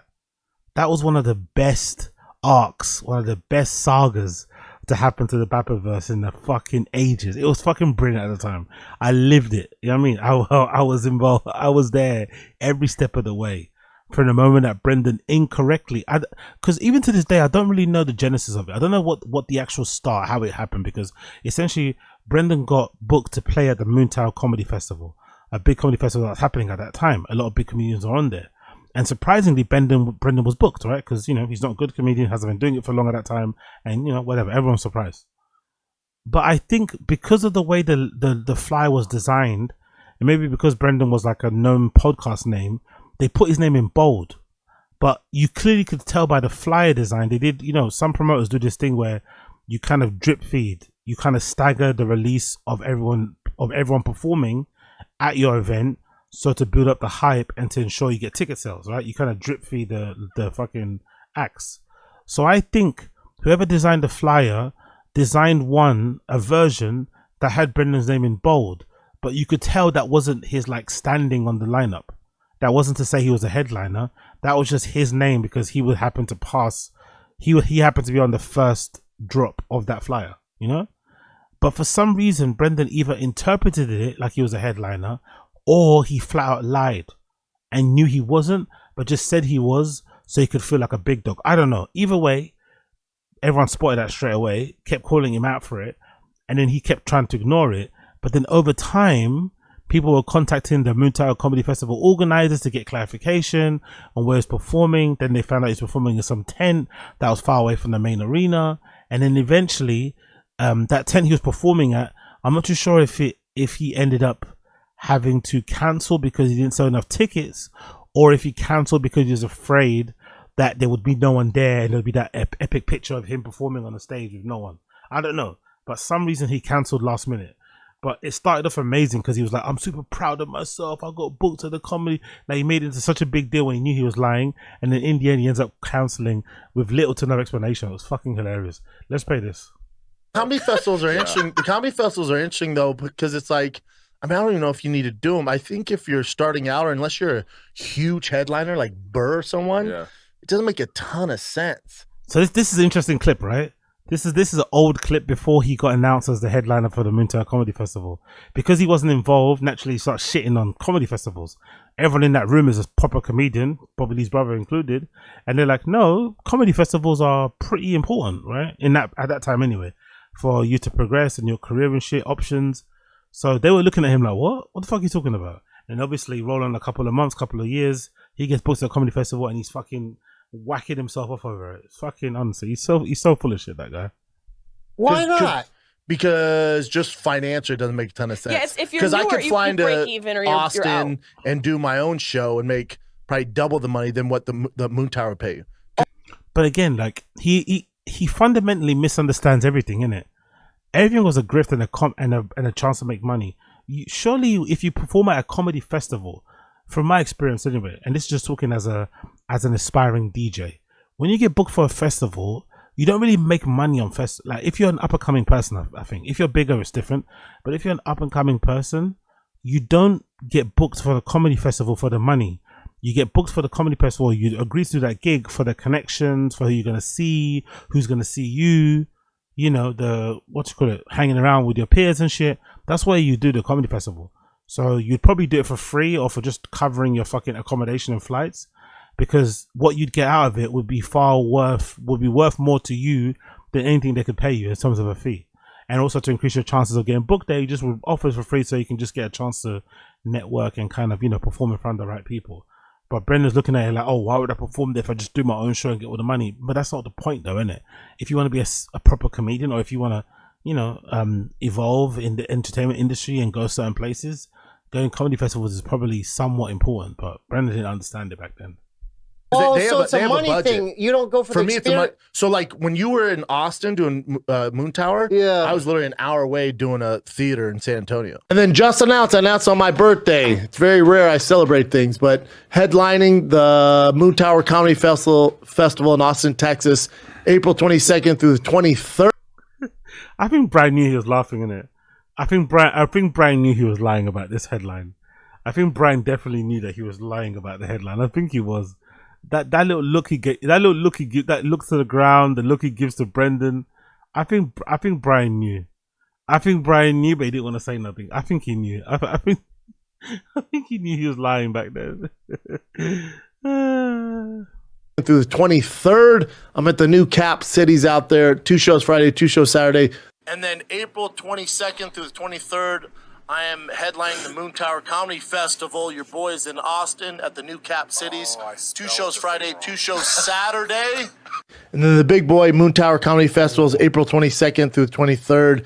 Get your tickets right now. I'm in Austin. Oh, he stopped saying headline there. And I wonder if that's when the place told him to stop saying headline. He didn't say headline in there. In front of Paul Verzi, he didn't say headline. I wonder why. Austin, Texas at the Moon Tower Comedy Festival. I'm headlining the festival at Cap City. Now he said it. He said it there. So he's showing up in front of these guys. Oh, really, dude? So they emailed Moon Tower. Just a quick inquiry regarding the tickets. Somebody from the Reddit, right? Somebody from the Reddit emailed fucking Moon Tower Comedy Festival. Just a quick inquiry in regards to the tickets, as there's a few mixed messages going around online. I understand that purchasing the satellite badge entitles you to see the satellite shows, whilst the star badge entitles you to see the headliner shows at the Paramount and the stateside. One of my favorite podcasters / comedians, Brendan Schaub, announced that he is headlining, whilst on your website it says that he is in fact a satellite performer at Cap Cities, leading me to be totally confused. Now I'm on a budget, so obviously don't want to commit to paying for star badge if I don't need to. Would it be possible to clear the situation up? It's quite confusing. Thanks a lot. What a great email. And somebody responded to him from fucking Moontower, said, hello, Brendan Schaub is indeed a satellite performer at this year's Moontower Comedy Festival. He's technically headlining name at the Cap City comedy venue, but I can confirm he is not headlining Moontower Comedy Festival, which he himself seems to be confused about. Let us know if you have any other questions. He's not confused, he's just lying. He's not confused, he's just lying. This is my favorite Brendan lie. I swear to God, this is my favorite lie, man. Because it's so unnecessary. Because the truth is still quite cool. He still got booked to play at a comedy festival. You know, that's the truth. The truth is, rubbish Brendan, right? Unfunny doo-doo caca Brendan Schaub, the one that fucking released one of the worst specials of all time in Green Up Happy, still got paid, still got booked to perform at a comedy festival. That should be a win. You should be celebrating that. But this guy's so insecure, he lies about such shit like this that can obviously be proven to be incorrect, you know? Like, why would you lie about this? Like, especially when you got an army full of haters dedicated to exposing all your lies. It's like, I don't know. The guy is weird, man. He's falsely confused. Okay, here we go. Let's play. And then we got, Brendan Schaub headlining now at Paramount Theatre, Saturday only. So it changed quickly. Now it's Saturday only. Special satellite event. Austin, Texas. Breaking news there. Well, I now. Breaking news. Breaking news. His heart is breaking right now, bro. His heart is breaking right now. Breaking news. It's on my Instagram, but breaking news as far as podcast goes. We changed venues. We're at the Cap City Comedy Club, the new Cap City. I was going to open up their club, and they decided to put your boy in the historic Paramount Theater. Oh, really? He lied again. Hey, I had tickets for Brendan and was excited to see him at a smaller venue at Cap City. Smaller venue. How come the venue has changed, or will he might play there still? Unfortunately, we will not be open in time to host the show. We're so sorry about that. He will most likely play at Cap City in the future, but probably not until at least next year. Hey, dude. Jesus Christ, man. Okay, cool. Thank you. Honestly, this lie was brilliant. And then in the end, he cancels, right? Caution. This email was originated. Brendan should be satellite performer. Okay, cool.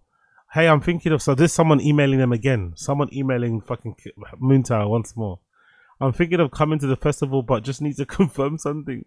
Is Brendan headlining? Because he says on all podcasts, his Twitter, that he's headlining, but you guys don't have him listed as a headliner. Unsure which tickets I need to purchase to see him. Do I need to buy it? Is a satellite performer on the Moontown Comedy Festival is indeed not headlining performer. You can purchase individual tickets or you can buy a satellite badge, whichever you prefer.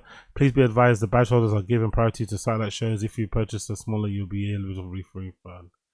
Oh, yeah, Brendan. Why did you do this yourself, man? Why? Why did you do this yourself? Continually lie like this. It's just crazy. Oops. Exactly. Cancelled. Sorry, Austin. I'll be announcing a full weekend ASAP for 2022, and he never did. I won't be able to make it this Saturday.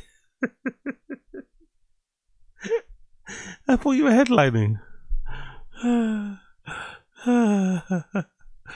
One more time. That oops. I want to hear that oops one more time. Oops.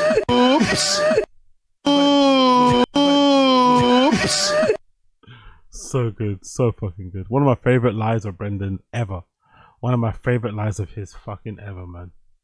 Exactly. So he went from Bad Mouth Festivals to headlining one, then doing 3 shows in a club as a satellite performer, to 1 show in a theater to no shows. How is this going? How is that going for you?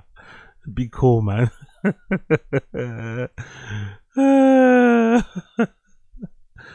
If Schaub is a worst village because there's so many L's, exactly. Oh, so good, so good. What do you guys think of this lady? People are saying on the Joe Rogan subreddit that she should be invited to Joe Rogan's podcast. I wonder if you guys can figure out why they think this lady should be on Joe Rogan's podcast. Let's see if you guys can figure it out. Watch me training archery, ASMR edition.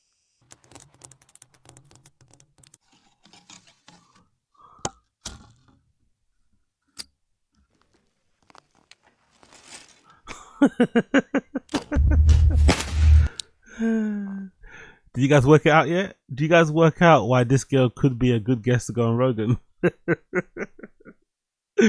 Oh my god, bro. I remember somebody telling me, I forgot who told me this. Somebody told me that there is a thing that they sell online for ladies to put in the front to make it look like that. Allegedly, there's something you can buy online. Maybe it's pants or something, but there's something that you can buy that makes your front look the way that looks. There's some sort of pad, or maybe it's pants. I don't know. Someone told me. I was like, what? So yeah, funny. I love social media, man. She's got a good little niche there going for her, innit?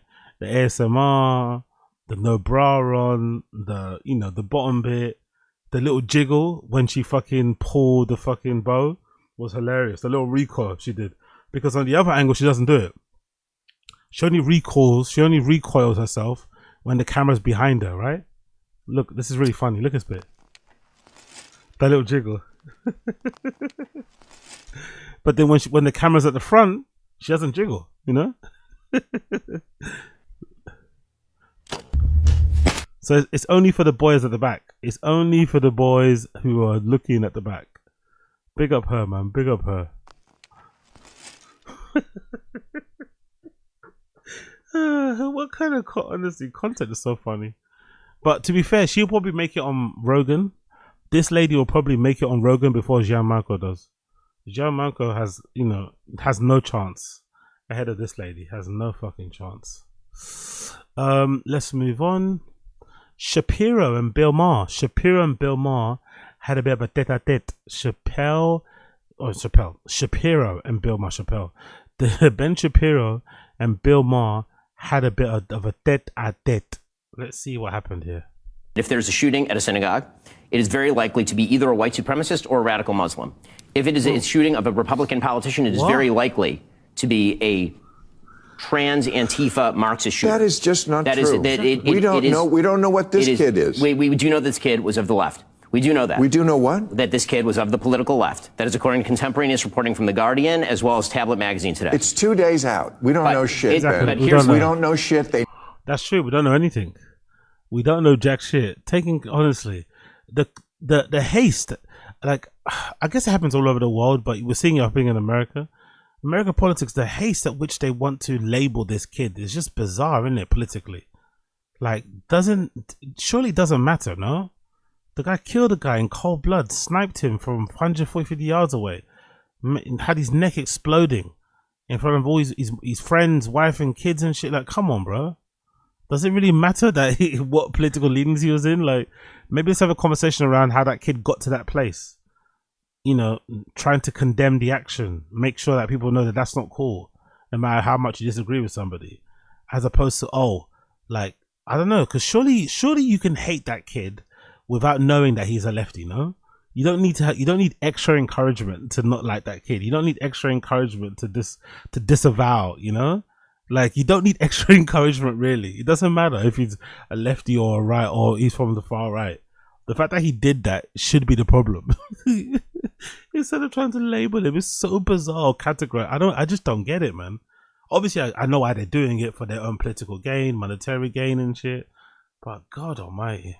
They never do. The internet is undefeated in getting it wrong to begin with. It's not about the internet. That's about the actual reporting by mainstream accepted. The Guardian is not a right-wing. Here's what we heard. Here's what I was told so far, and I'll tell you what was wrong. First, I heard he's a registered Republican. Not true. Exactly. Okay. Then he was a donor to Trump. Not true. His father works in the sheriff's office. Not true. So his dad wasn't a police officer. Was that not true then? They say his dad was a police officer, so his dad's not a police officer. Maybe he just has friends in the police. Because they said there was a link to him. Maybe the link was just like they handed him into the police. So it's a bit about the minister, true then? The minister and the dad. No, sorry. The latest report I heard was that the dad and the minister convinced him not to unalive himself. Because the kid was going to unalive himself. And the minister and the dad convinced him not to do so. And then in that same conversation, I'm assuming, they convinced him to hand himself in. Big up Solaces. If he falls asleep in stream, he's prob black and gay.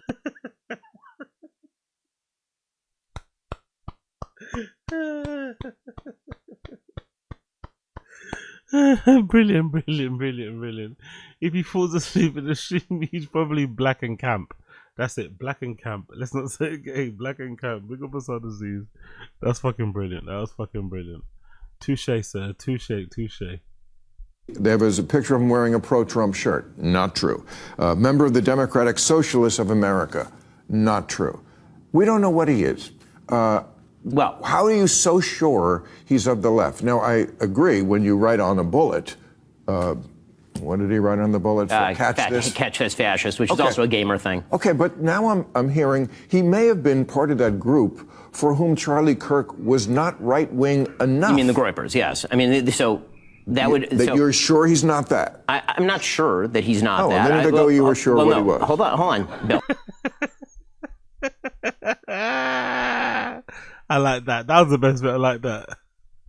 I'm not sure that he's not that. A minute ago you were sure what he was. Hold on. That he's not that. I'm not sure that he's not that. A minute ago you were sure what he was. Hold on, Bill. Hold on. Okay, because I've been. You were. That was good. That was really good. That was really fucking good. Big up Bill Burr. He doesn't usually get that this many burns, but that was really fucking good. Yeah, big up Black American. Who makes up these names? Yeah, the names are funny, innit? To be fair, I've been quite tapped into that side of the world for a long time, the gropers and shit. Essentially, they're like extreme version of incels, really. They're a little bit more radical, because I think the term incel kind of it kind of encompasses everybody, right? It encompasses a lot of different groups, from like the looks maxing people to the gropers and shit. There's a lot of people in there, but I quite like them. I quite like how mad it all is, and how insane they all are. But yeah, there's a lot of dicey content in that world. They say a lot of dicey things. Some of the Twitter accounts that they have now are super unhinged, but they're interesting to follow and to observe from afar, from a sociological point of view. You know, that's what I mainly do it for, because some of the stuff that they spew is like, hard to agree with that, mate. Hard to agree with that. I don't even think some of them even believe what they're saying, but it's just interesting regardless. Cool. Let's move on. Let's do Schaub show, right? Let's do a bit of Schaub show, then we're gonna move on and do some other bits and pieces. But let's do a bit of Schaub show, and then we're gonna bounce around, yeah? Hey yo, Monday. Yes, essentially, Mr. Studio Girl, yes. Mr. Studio Girl, exactly. They're all very. One thing that kind of encompasses all of those kind of like subgroups and shit and subcultures within the right-wing sphere of internet, they're all basically black-pilled and nihilistic. Most of them. Very black-pilled, very nihilistic. there's not like Nick Fuentes doesn't do enough for them. You know what I mean? Nick Fuentes isn't racist enough. Nick Fuentes isn't misogynistic enough. Isn't homophobic enough. You know, isn't Christian enough. They really push it. They don't really have anyone that they kind of really root for, to be fair. So yeah. So that's what kind of encompasses all those people. Nihilism. Hey, September 15th coming in hot. September's flying by, kids. September's flying by. Parents, how you doing, man? Kiddo sports starting up. School's in the swing of things. By the way, I wonder where he lives. Does anybody have any idea where he may live? Does anybody have any idea where Brendan currently lives? Does anybody have any idea where Brendan currently lives? I wonder if he's actually crossing his arms based on the t-shirt he's wearing and the desire to show the flag on his t-shirt, on the sleeve of his t-shirt, because he doesn't really cross his arms that often on Schaub show, especially not this early. He usually crosses his arms later on in the show and he's starting to get a bit tired and shit. But I wonder where he's from. I can't really tell from the hat to the shirt. I can't put my finger on where Brendan is currently residing at, you know? I just don't know. Just can't put my finger on it. Things, I get it. We're glorified Uber drivers. I get it. Your boy's looking tan, reddish. My red turns into tan. I'll be full-blown Apache Indian by the end of this month. But he likes to say he's white, by the way. He likes to say he's white. I wonder what's happening. I wonder if living in Texas living in Texas as of late, I wonder if he's starting to stop doing the white thing because he's actually surrounded by real white people and he obviously doesn't blend in. I wonder if that's what's happening. You know, because he was going on this whole like, I'm white shit, right? Like fucking nonsense. I wonder if now he's surrounded by actual white people, he's starting to realize just how not white he is, or how not white he looks like. I'm outside literally all day Saturday, all day Sunday. Travel ball, man. Travel ball. Got to the fields in Dripping Springs. We got to the field at... T had to be on the field at 8, so we left the house around 7. So I was out in the sun from about 8 to 4. You look both a little days. darker, yeah. Yeah, all day, dude. I love it, though. Yo, I love it. Big up. He actually cut down indigenous people. He actually did. Yeah, he actually did. Exactly. That's how racially ambiguous he is. He cut down indigenous people by infiltrating indigenous people. They thought he was one of their own. Then while they all slept, he slit all their throats. That's what he did. Big up Gitsy. And big up Chief of War. If you're out there, watch Chief of War. Starring Jason Momoa. Watch fucking Chief of War. It's fucking brilliant. Nothing better, man. Yeah. Nothing will drain you like being out in the sun. I'm good though, baby. Energy's good. Trying to get my calories in on the road out there in travel ball life. Everything's good though, dude. Everything's good. Saturday when you're out in the sun all day, and then my neighbors threw a straight up fiesta for the Canelo Terrence Crawford fight. Oh, yeah. When I say fiesta, I'm talking authentic mariachis, which my wife and mother-in-law are obsessed with. These mariachis were there 2 hours. As a gringo, as a white boy, after about... Now he's a white boy. He doesn't seem to have any patience for anything, innit? Everything is like, oh, after 2 hours, I'm done. Like, what do you have patience for, my friend? What do you actually enjoy? 15 minutes, I'm all set on mariachi. Big up Gitsy. Chief of War or Jason Momoa's cheeks? Yo, his cheeks are cheeking, though. Like, how do I say this in a not homo? How do I say this in a no homo way? There's no way to say this no homo way. But if anyone's watched Chief of War, right? Based on what Gitsy has said here, a little indication. If you watch Chief of War, you'd know that Jason Momoa's cheeks are on full display in this TV series, right? And I wondered when I was looking at it, watching the show, not looking at it, but watching the show, and his cheeks happen to be on the show. I was wondering, like, how does he stay so strong? How does he stay so big and have like cheeks that look so like, you know, bouncy and jiggly and shit. I don't understand, because usually when you're a guy and you work out a lot, and you know, usually your bum starts to harden. It starts to get, you know, because there's muscles in there, right? Glutes and shit. But I don't know how he seems to have like a jiggle. I don't know how, you know, because he's really strong and muscular, like legs as well, up top too. But for some reason, his bum is like mad jiggly. I don't know how, man. It's kind of impressive. I think a lot of girls would be into that. I think a lot of girls would love to know how he's able to stay strong, build muscle, but also have a jiggly bum. Big up Jason Momoa.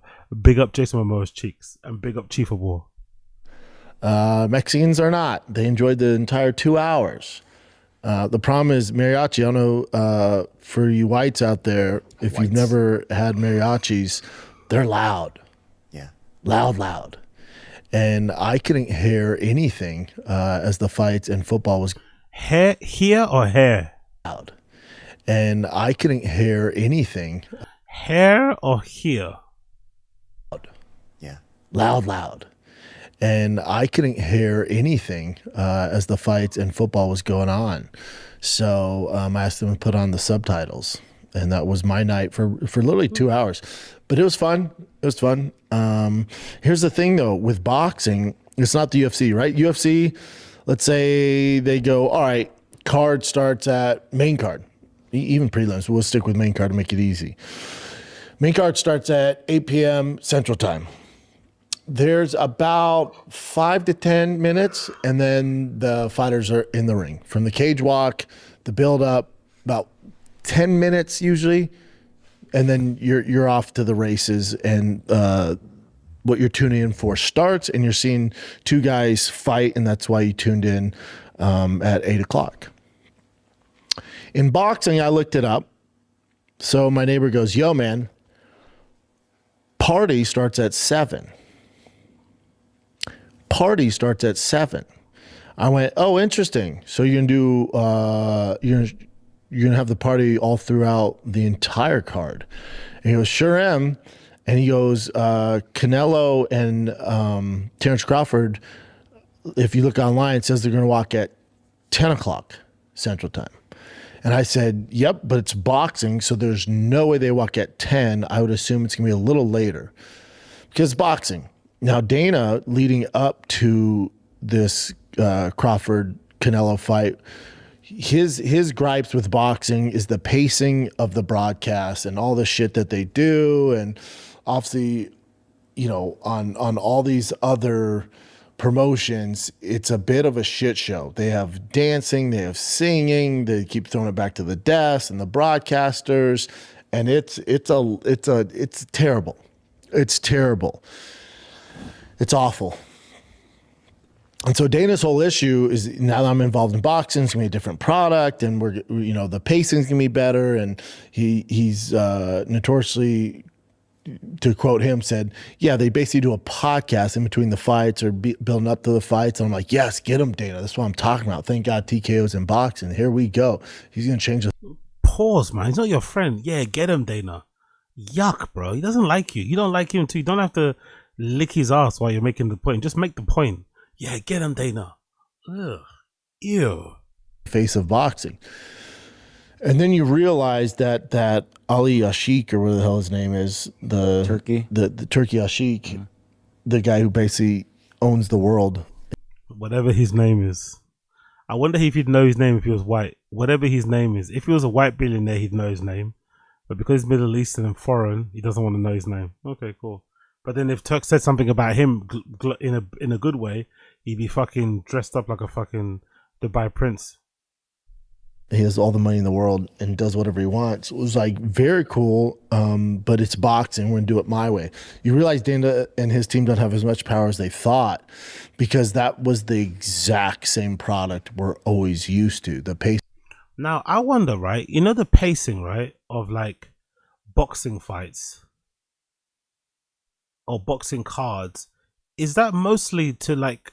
I was wondering. You know how everyone's complaining that, you know how everyone says, no, you know how Dana was trying to defend the fighter pay, and he was saying that how, oh yeah, the fighter pay is good, and people were basically arguing that boxers make far more money. Does boxing make more money so they're able to pay the fighters more because it's such a dragged out show and they're able to play commercials? Is that part of it? Like, if they try to make it like the UFC and make it concise, make it like a 4 hour, because I think the UFC broadcast, when I sometimes download the full cards, I think the main cards, I think it's like 4 hours, no, together, or maybe 6, including the prelims. I think it's about, I think it's like, maybe I think it's 4 hours. I think it might be 4, but regardless, it's much less time than the boxing. But obviously that means they don't have as many adverts. So I wonder if the reason why boxing can pay so well is because they run so many ads, because the whole card takes so long to fucking conclude. I wonder. So technically, if you want to run it like the UFC, you'd have to accept that you can't pay the fighters as much. The whole corporate card was like 5 hours. It's not that much difference. But it feels different though, isn't it? So what's the difference? It feels different. Is it because they have more fights? Like, it feels different.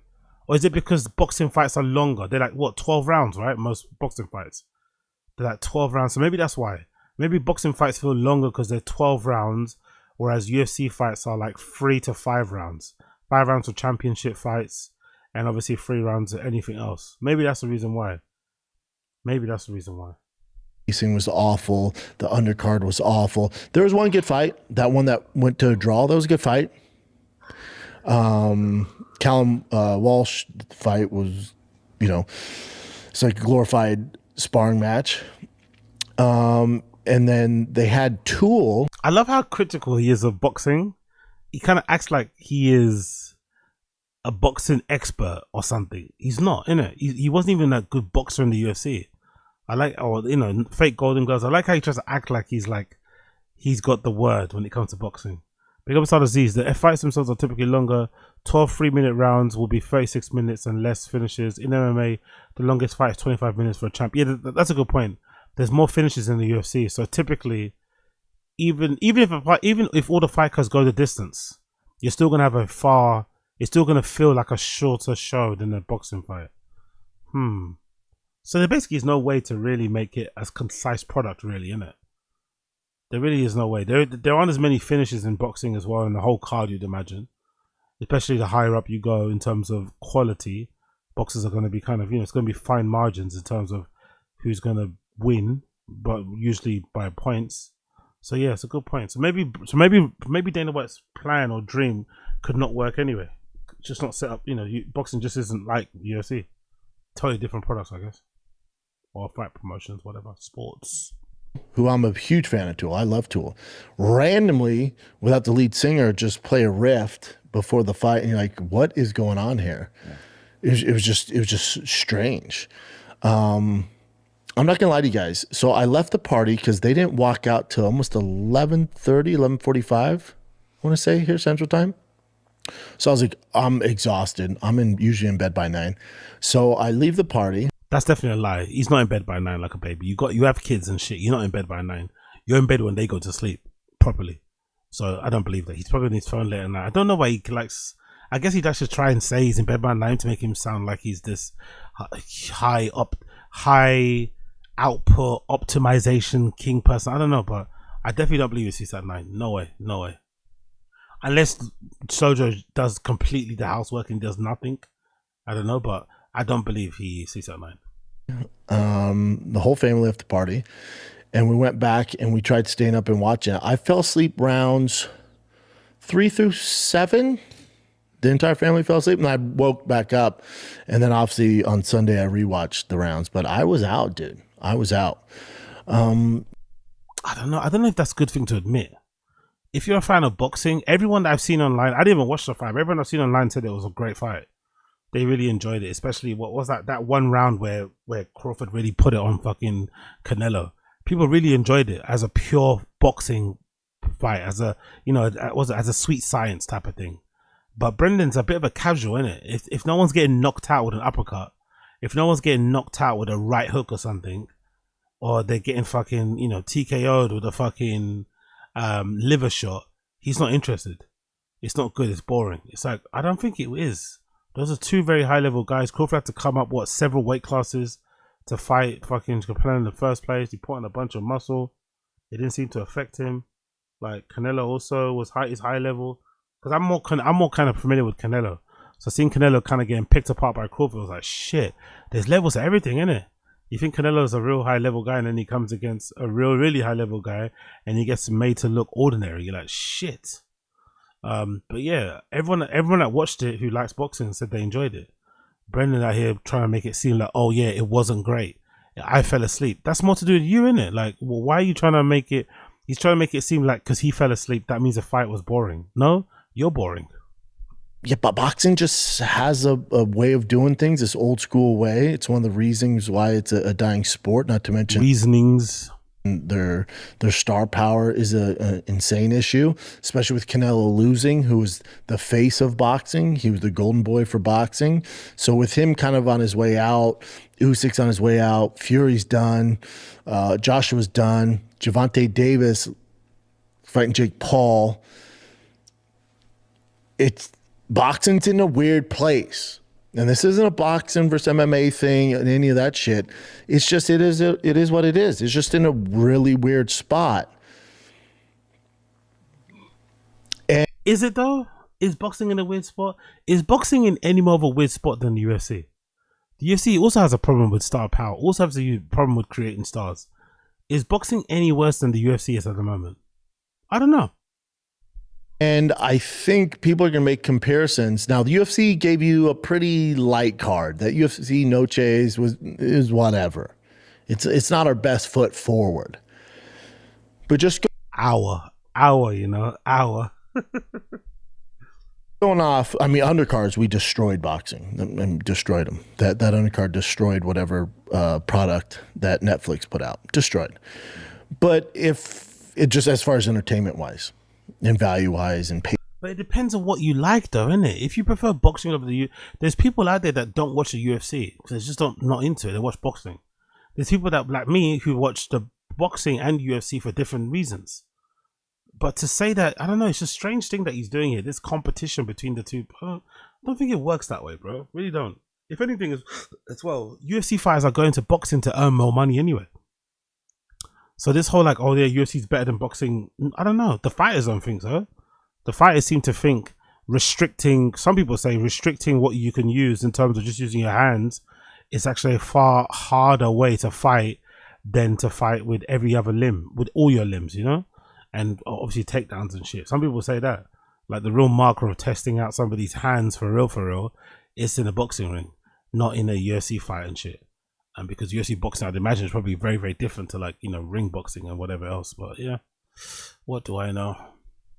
Racing and excitement. But if you compare the main events, if you took two casuals and you showed them Lopez, you're the casual, and Silva, Diego Lopez and Silva, you show them that fight, then you show them Canelo Crawford, and you say, which one did you have more fun watching? There's probably not. Yeah, but again, like, is it always about the fun? Like, and what is fun? Some fun is subjective. Sometimes watching two fighters, whatever their discipline, sometimes watching two fighters at a very high level trying to figure each other out without much happening is quite fun too. Like, well, what does he want? Like, he complains about everything, isn't it? Like, casual complaints. What did you want? Did you want a knockout? Did you want fucking Canelo to like fall through the ropes? That wasn't gonna happen. Crawford, what do you want Crawford to fucking, you know, get knocked out and be flat on his face? That wasn't gonna happen either. These are two high level guys. Canelo obviously Crawford obviously inched it, but I don't know. This whole thing is weird, man, how they're acting about it. It really is. Not a person on earth that would choose Crawford Canelo. You wouldn't. You wouldn't. It just is what it is. My buddy literally texted me. He goes, dude, this is a boring ass fight. He's a casual though. Yep. Yeah. Yeah. Now, if you're a hardcore fan of boxing, you know, there's a lot of technique and the game plan and what Crawford did and the odds he was up against. It was brilliant. I mean, one of the best performances ever. Yeah, I enjoy it. It was more of a case of Canelo just. Do you have a gun? Big up Gitsy. Bad comparison. Brown versus Papa. Exactly. Big up Gitsy, big up Inzo as well, exactly. He doesn't know the difference between objective and subjective, exactly. Bear me one moment while I just quickly top up my drink. Quickly top up my drink.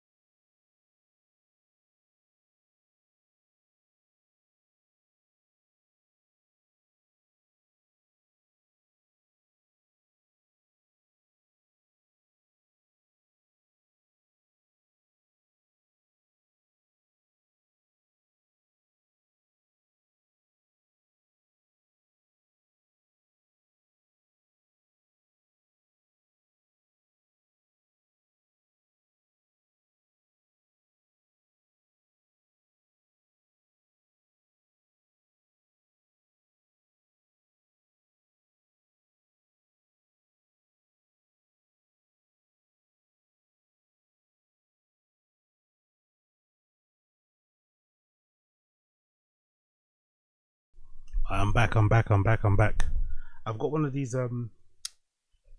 coffee mixer things, right? I've got this brand here called, what's it? It's called Jimmy's iced coffee. I've got a mocha one. It's probably not the most healthiest thing for you, but just to kind of keep my energy up, you know? Probably not the most healthiest, I'm sure. Not the most healthiest option, but you know, we live and breathe. So let's go with that. Let's get that going with the nice ice cubes there. Nice fat ice cubes, you get me? Let's see how this is saying. Let's see what this is saying. Boom, boom, boom, boom, boom. Cool. Decent enough. Does the job what I need it to do. Big up everybody in the stream chat. Make sure if you're liking the stream and you're enjoying what you're seeing, like the stream down below.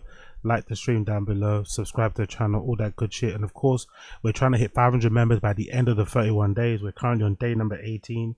So if you want to be a member of the channel, you want to get access to member only streams, member only videos, and chat in the stream chat, make sure you become a member by clicking the link down below in the description. Click the link down below in the description.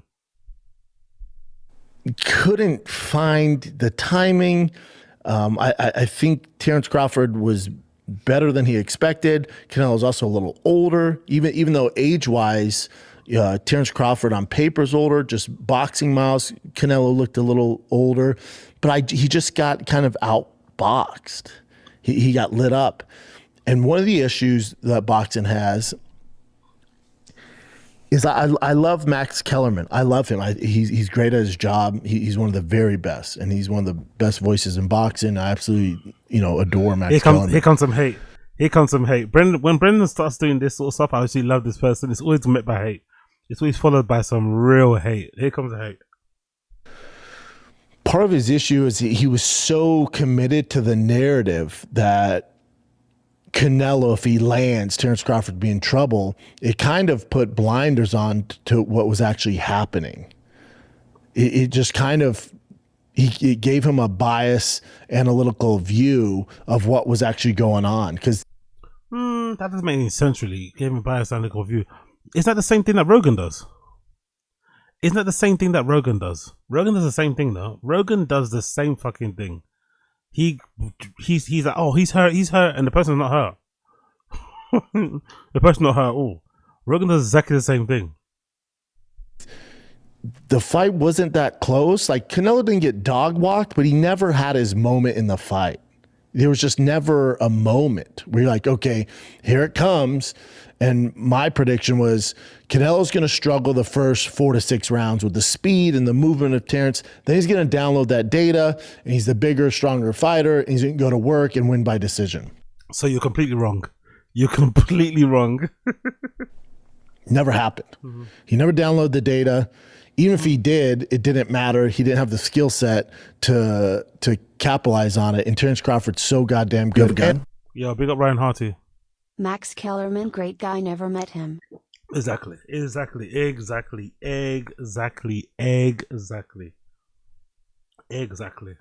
I think you also hate him because Max Kellerman's like a, he doesn't play sports or anything, just like a journalist type of guy. Brendan's always had this kind of a bad little thing about those type of people. Think of Ariel, So it's not surprising that he was hating on fucking Max. Although people were hating on him anyway for his broadcast, I think for his bias and shit. I think Max Kellerman kind of ruined his reputation a little bit. I saw a lot of people on Twitter basically saying some bad things about Max, people who would usually like him. So yeah, maybe Brendan isn't too far off there. And fought Southpaw and was just lighting him up. He was just lighting him up. I was never worried that Terrence was going to knock him down or knock him out. I didn't think there was a chance in hell he could finish Canelo. Canelo's never been knocked down and has fought bigger guys, Bivol and, those other cats that he's fought that are Triple G 3 times, and if those guys aren't sitting him down, Terrence Crawford's not going to sit him down. But he just kind of stayed outside, picked them apart. And then even when they were down to, sit there in the middle of the ring and kind of go toe to toe, Terrence was just eating him up. So you didn't get that entertaining of a fight out of Canelo. He never adjusted because I don't think he could. That's how good Terrence Crawford is. But if you listen to the commentating, Andre Ward was on point with his. He was like, Terrence Crawford's earning the respect. He's landing the shots. It's a respect thing for him. And Max Kellerman just had these blinders on. And then he was shilling for Dana White in the UFC. It was kind of cringy. Yeah. It was kind of uncalled for, like even at the press conference. Oh, yeah. Like it had nothing to do with it. He was like, real quick, we all wouldn't be here if it wasn't for the greatest promoters. Like, okay. Now here's my thing on that. Don't you suck off Dana just as much? At least Max is working for Dana and he's trying to obviously make sure his bread is buttered. You don't even work for him anymore. He doesn't even like you and you still suck him off. He can't make his mind up when it comes to Dana. 1 minute he's into the studio, he loves it. Next minute he's hating on him. I get Max is fucking cringy, but come on, bro. You suck Dana off without even getting anything for it. He pays you dust. Most likely if he ever tries to step foot in a UFC arena or a UFC event, Dana is so petty the way he is. He definitely make a show of getting him publicly escorted out. You know what I mean? Come on, man. You know what time it is. He sucked them off hard. He fully swallowed that glizzy, that Dana White glizzy. I don't like it, but I understand. Brendan's too old to say glizzy. Brendan, you have 3 kids. You're in your mid-40s. You can't say glizzy. When you have 3 kids and you're in the mid-40s, you cannot say glizzy. I'm sorry. Understand why he does it, because let's say Max Kellerman went hard in the paint and brought up fighter pay and how boxing's better than the UFC and how boxing's been killing it. We don't need Dana White and all this stuff. Whether that's true or not, whether you agree with that, it's whatever. But that's the narrative, right? If Max Kellerman brings any of that up, in the next fight, TKO, this lord in the Middle East who runs the entire fucking show now that makes the fights happen, right? If Max Kellerman, why is he talking about him in such a backhanded, underway, rude way? What's his beef with Turkey? What's going on here? Is it some anti Muslim thing or something? Or anti-Islam thing? What's happening right now? Why is he doing these little snark remarks? These little backhanded compliments about Turkey? And gets booted from that, where would you go? Where would you go? There's Max Kellerman's not going to do Jake Paul, Javante. It's I'm sure he doesn't mind it, but he's a real boxing head. Like he wants to be involved, and he's been involved in the biggest boxing fights in history, the biggest. So for him, it's like if you don't glizzy Dana White, swallow that glizzy, you're probably gonna be out of a job, and he's probably getting paid pretty handsomely, And he's with these historic events. So I'm like, I get it. Because you don't want to be like me or Luke Thomas or Ariel or these other guys who, it's not even, we don't hate on it. We just speak facts. I like how he tries to group himself in the same group as Ariel and Luke Thomas. You're not close to them at all, bro. I like how he tries to make himself a part of that group. He wants to be a part of the actual journalists, the ones who are actually knowledgeable, actually respected. me, Luke Thomas, Ariel, you're not in that group, bro. No one's going to you for that information. No one. Or truth or have our opinions, which I'm a little more on the UFC side, but I'll give them shit. And Luke and Ariel, they do their things and they're actual journalists, so listen to them. But I'll see if so no one should listen to you then, basically. I'm on the UFC side, so no one should listen to you. If I see bullshit, I'll call bullshit. I don't get paid by the UFC. I don't get paid by TKO. Max does. So maybe he's doing the right thing. He's in their good graces and he's collecting a fucking truck ton of money. So that's why you would do it. It was just a little cringy. And then when he went into the ring in the post-fight interviews, it didn't seem like he had a shit ready to go. He was like waiting, and then I don't know. It was just a weird vibe. There's usually it's like, how you feeling after win, game plan, reaction. There's a cadence that all the guys have. Now it could be what I was thinking. Maybe somebody's in his ear and he's waiting for that, and he couldn't hear it. So there's a technical issue there, but it happened every time. It's a little strange. It's a little strange. But boxing's gonna box. That's what that was. The entire main card was all decisions. It's boxing. Callum Walsh, he didn't go out on a shield. It was more of a sparring match. It's boxing. It's very rare at a guy at Terence Crawford's level, Canelo's level, and this is what I'm always scared of when you get. We got the stream chat. I watched someone's country. Brendan's bet on Canelo. That makes sense.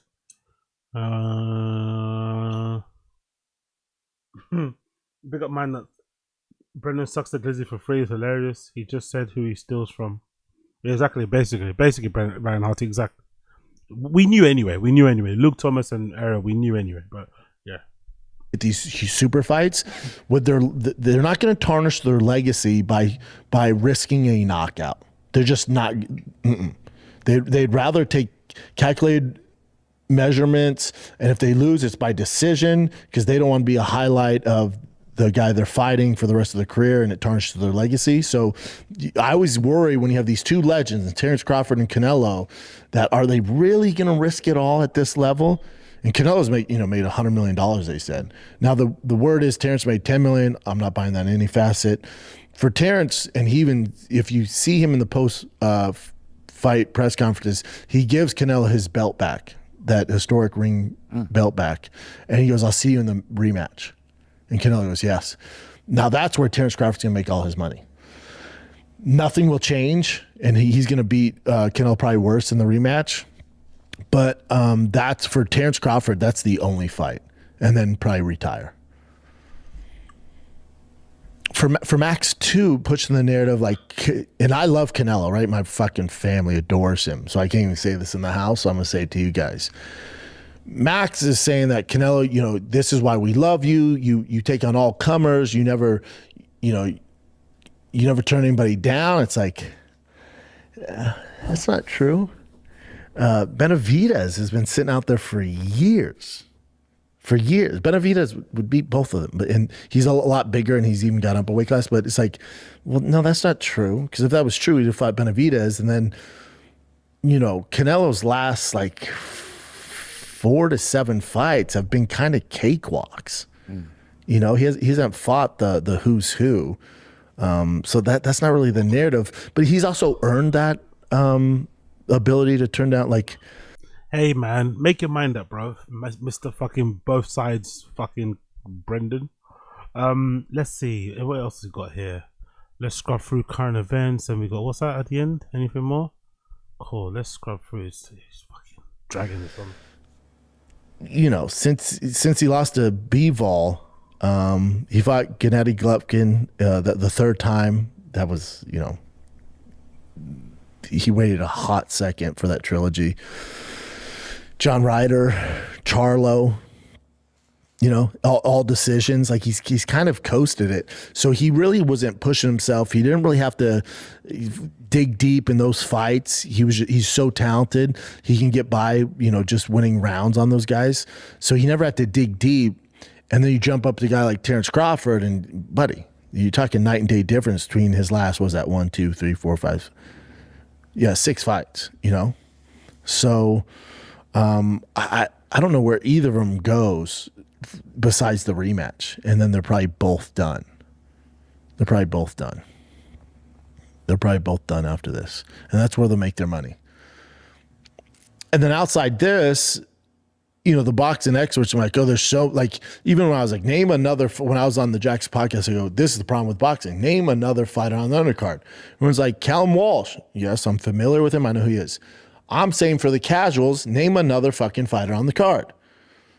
Fernando Vargas Jr., sure, and he's good, but I'm talking like a big deal, dude. That's the problem with boxing. And I thought by TKO being involved, they would take a pay. No, it isn't. Like, what is this constant need? What's this constant desire? What is his fucking never-ending desire and need for the casuals to be addressed? The casuals to be satisfied and whatever. Like, don't you make boxing fights? Don't you? Isn't the sport of boxing literally up on its, like, I would imagine stuff like boxing in UFC isn't where it's at now because of casuals. It's at where it's at now because of hardcore fans. Hardcore fans, come rain or shine, are going to keep watching UFC cards, going to keep watching boxing cards because they enjoy watching those cards. Obviously, you know, casual fans coming along and maybe being converted into UFC or boxing fans is great for this, for both respective sports. But the sport is for the fans who actually know about the fights, know about the fighters, follow them all, know who's actually fighting on the undercard, have watched their previous fights. So this all, oh, it's the casuals, don't get excited. Who cares about the casuals? Why would the focus be on the casuals? You're focusing on the people that actually like what you like, or like, you know, what you, obviously there's some, maybe some, you know, interest to get some new people on board, but you're focusing always on the hardcore fans who follow the sport, who follow the fighters, who know the fighters well, know their fight records, watch various promotions. Like, most people who I know who are into the UFC also watch other MMA fight leagues. They might watch stuff from overseas. They might follow fighters on social media. Like, they're plugged in. They're commenting on forums, on Reddits, on fucking pages, on fucking Instagram. Like, that's what keeps those sports alive. Those are the same people that are buying pay-per-views, who are buying fucking merch and shit, you know, who are going to training camps, who are going to fucking open gym workout things, whatever. I don't know. This casuals, I think he's just saying casuals as code word for him. Because he's afraid of saying things like boring for himself. He refers to casuals as a way to kind of, you know, talk about this sort of stuff. But it's like, bro, like, who gives a shit about what casuals think? Really and truly. Respectfully speaking, who gives a fuck? Out of their book, which made the UFC bigger than boxing, but they didn't. They give the same bullshit. And that's the issue with boxing. But take out Terrence Crawford and Canelo rematch. Take that out of the big up Michael Mills. Imagine being a casual Zinger Nation member instead of a hardcore fan. Exactly. They're both probably equal. They're both probably equal levels of redactedness, to be fair. Hardcore, you know, hardcore fan or Zinger Nation are definitely two levels of redactedness, or the same level of redactedness. Big up both. Equation. What other big fight are you guys waiting for? Go. Oh, shut up, man. I'll tell you what you're going to wait for. The next big... No one's there, though, in the studio. These rhetorical questions that he puts out, and the silence is like used as a way to kind of emphasize or to reinforce his point. No one's in the studio to contest what you're saying. So you could be talking out of your ass, but no one can tell you that you're not talking out of your ass because no one's in that studio. So... What? Boxing fight, and this is going to hurt your feelings, is going to be Jake Paul versus Gervonta Davis. And that's the state of boxing. That's what happens when you don't have actual stars, is the Jake Pauls of the world come in and they're stealing your shine. They're stealing your numbers. That's what's going to happen. And it's not a knock on Jake Paul. It's, you know, that's the state of boxing. It's a knock on Jake Paul. Jake Paul's meant to be a friend. That's a knock on Jake Paul. And you're also talking out of your ass because you don't know the sport. I don't know the sport, but I would assume there's other fights coming up that people are looking forward to. Not just Jake Paul versus Gervonta Davis. I'm sure that fight is obviously anticipated, but there's definitely more fights out there. He's just saying there isn't because he doesn't know it. It doesn't matter, and they're irrelevant and they're not exciting because he doesn't know it. Okay, makes sense. Boxing. UFC doesn't have to do that bullshit. We have so many contenders, so many champions. Now, you could argue that you don't have major stars, sure, but the ranking systems of 1 through 15, there's some pretty good names in there in a lot of the divisions. Heavyweights, sad right now. Strawweight women's is a fucking disaster. But for the most part, we have enough guys where we can create appealing cards from top to bottom. Boxing does not. If you were to put on like a UFC 300 to do a boxing version of their 300, who would you even put on? And you're out of your mind if you don't include Jake Paul in order to get those major eyeballs. That's the state of boxing.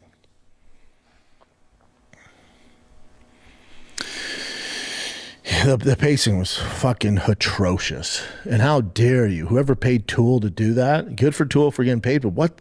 They just did a weird... Like, we're waiting for the fight to start, and you just see the drummer just and you're like, oh, okay, cool, there's Tool. Part of Tool. It made no... You are a Tool. You are a fucking Tool. No sense without the lead singer. You're like, what is this? The fuck is this? And then have you seen the picture of Dana, Mr. Beat, and Jason Statham, and the guy who basically owns fucking Abu Dhabi? They look so miserable. They're so bored? Yeah. Because you sat there, as we did too, and I had mariachis blasting my fucking ear. You sat there from 7 o'clock to 1 o'clock. Do you say Mr. Beat? Do you say Mr. Beat? Do you say that? Who basically owns fucking Part of Tool. It made no sense without the lead singer. You're like, what is this? The fuck is this? And then have you seen the picture of Dana, Mr. Beat, and Jason Statham?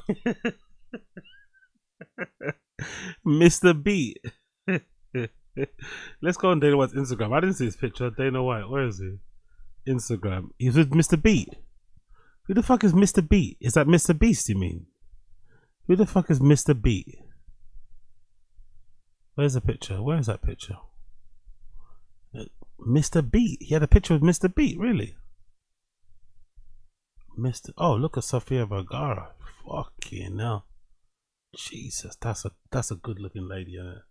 That's a good looking lady. Where is he? Where's Mr. B? All the stars. Where's Mr. Who's that? Who's that? I don't know. You got a picture there. Oh, there's Mr. Beat. There you go. There's Mr. Beat with John Statham. There's Mr. Beat. Mr. Beat, you know.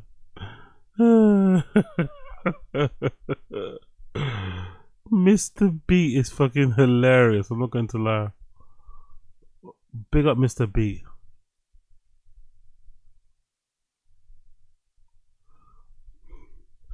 What do you think she gets paid? She must have a good salary, innit, this girl, right? Nina Marie Danielle must have a very, very good salary over there, innit? Right?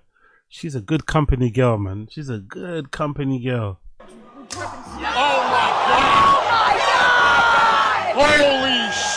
Oh my god! Holy sh! Oh my god! Holy sh! God damn! That's Sports Center's top plays of the night. These guys. Oh sh! Look, you created those moments. Those moments. Holy ugh, the glazing. You created those moments. You created those moments. Ugh. Ugh. I think I yelled holy when it happened. I thought it was a live stream. You got the comments? They want you to get oiled up. Oh, that's a shocker. Dana oiled me up. W Dana. Dana, I love you. They asked who's your barber. Come on. You guys are come on. Turb Daddy's coming up. Interesting. Really? Is that true? We got Ryan Harty. You're a real gooner. Ryan Harty's a real gooner. Ryan Harty is a real gooner. Big up Ryan Harty. That's why I like you, man. You're a real gooner, brother. I watched Nina and Pollyanna eat donuts. They ate giant dick shaped. Of course they did, and of course you were watching. I respect that. I respect the honesty. Real gooner. Real gooner shit. Real gooner shit. It's so lit right now. I'm with Dana. Why? Don't like my. Do you think he's fucking? I know this is reductive to say. I know this is kind of misogynistic to say as well. But do you think Dana's fucking? What do you guys think? We already know the rumor that Brendan put out there that him and fucking Brendan both fucked fucking, what's her name? Ronda Rousey. Do we think Dana's fucking? Do we think Dana is fucking? What do you guys think in the stream chat? Is Dana fucking Nina Danielle? Is Brendan, what do you think?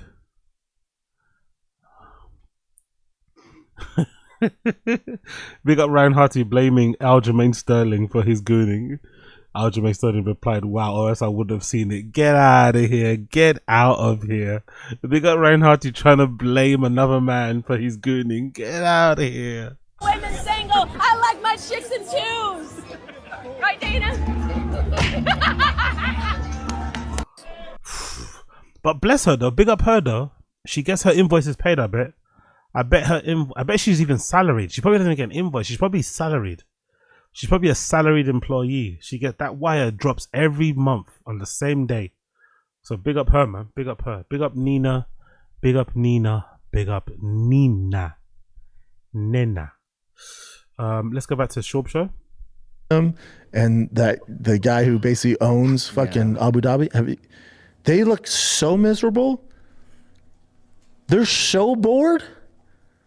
Yeah. Because you sat there, as we did too, and I had mariachis blast in my fucking ear.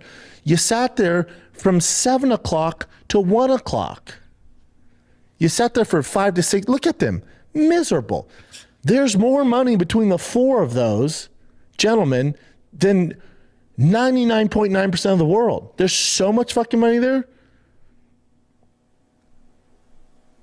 Jason Statham is the poorest one out of the four. By far. Mr. Beast, rich as fuck. Yeah. Dana looks bored to tears. He's like, God damn it. And there's also a video of them all, like Jason, Mr. Beast, and Turkey just kind of like having fun. Dana's still like... Yeah, because Dana's like, oh, fuck, dude. UFC Noches is way better, more exciting than this. Dana White Contender Series is more entertaining than this. Okay, cool. Shut up. You don't watch boxing properly anyway, man. You only watch for the big fights as well. What do you know about boxing? And you know as much as I do. Fuck out of here. You know as much as I do. Let's move on. Let's go to some other thing. Let's see what else you spoke about here. I'm going to scrub across. Powerful bunch. Big up, Sada This Aziz. MF is just talking about nothing for 30 minutes, just complaining about nothing anyone cares about to fill in the time slot. Exactly. Shout out Mr. Beat and Ali Al Sheik. Exactly. Shout out Mr. B. Mr. B. How can you not be able to pronounce Mr. Beast? It's just fucking tragic, isn't it? Being unable to pronounce Mr. Beast is fucking insane. Let's see what he said about something. Oh yeah, did you guys hear? Conor McGregor withdrew from the Irish Prime Minister race or president race, whatever it was. I don't know if it's Prime Minister or President, but yeah. He withdrew. Did you hear about that? He withdrew. Let's see this. Yeah, let's go here. Where is it? Let's do this. Let's do the Sean Strickland thing. He's just like, yeah, I think the card's gonna be so loaded that Dana's gonna load it up so much where. Big up, what's that? Ryan Harty LMO. I admit I looked it up on Kick. Google, what's that? Google Nina Drama Donut. Hopefully you don't get me fucking blocked on here. Let's see. Nina Drama Donut. Let's say Dana. Ooh, look at these. Dating Dana and Drakus Duplessis. Jesus Christ. Donut. Sorry, donut. Oh, my bad. Donut. Let's see what we got here. Nina Drama Donut inject. What? Haha. Oh, I see what you're watching. I see what fucking Ryan Harty was doing. This is what Ryan Harty was doing, hey? Where's that picture? I want to see the picture. Where's that picture? Show me that picture, no? Where's that picture not there? Look at that. Is it on the images? Let's see if she's got it on the media. Look at that. Let's go through. Okay, there. That's what you were watching, huh? Cock and balls. Jesus Christus. That's what Ryan Harty was watching. Jesus Christ. Let's get the full image on here. Jesus Christ, bro. Jesus Christ. Who the fuck is this lady? Who is Pollyanna, by the way? Who the hell is that? I'm liking them and I'm looking. Who's that? Who's this? Who's Polly? Oh, that's a fighter. Yeah, she's a baddie. Yeah, I remember her. Off. Off.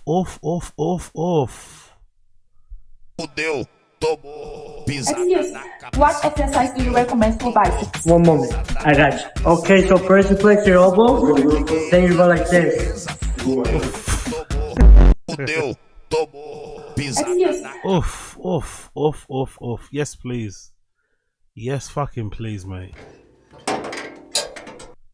Choke me out, señorita. Choke me out, chica. Choke me out. Please, get me in the DAS, man. Get me in the DAS right now. Get me in the fucking Oma Palata, whatever, man. Poliana Viana. Yeah, get me in the Oma Palata or something, man, please. Oof.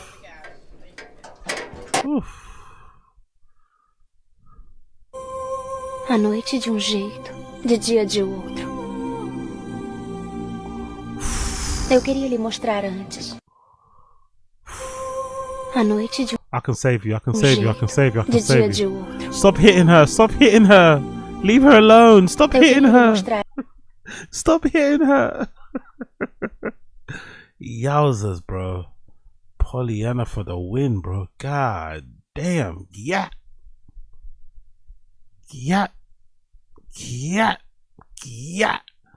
Look what Ryan Harty's got us doing.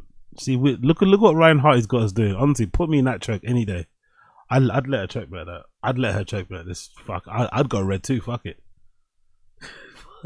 Fuck it. Let's go, man. Choke me like this. Choke me.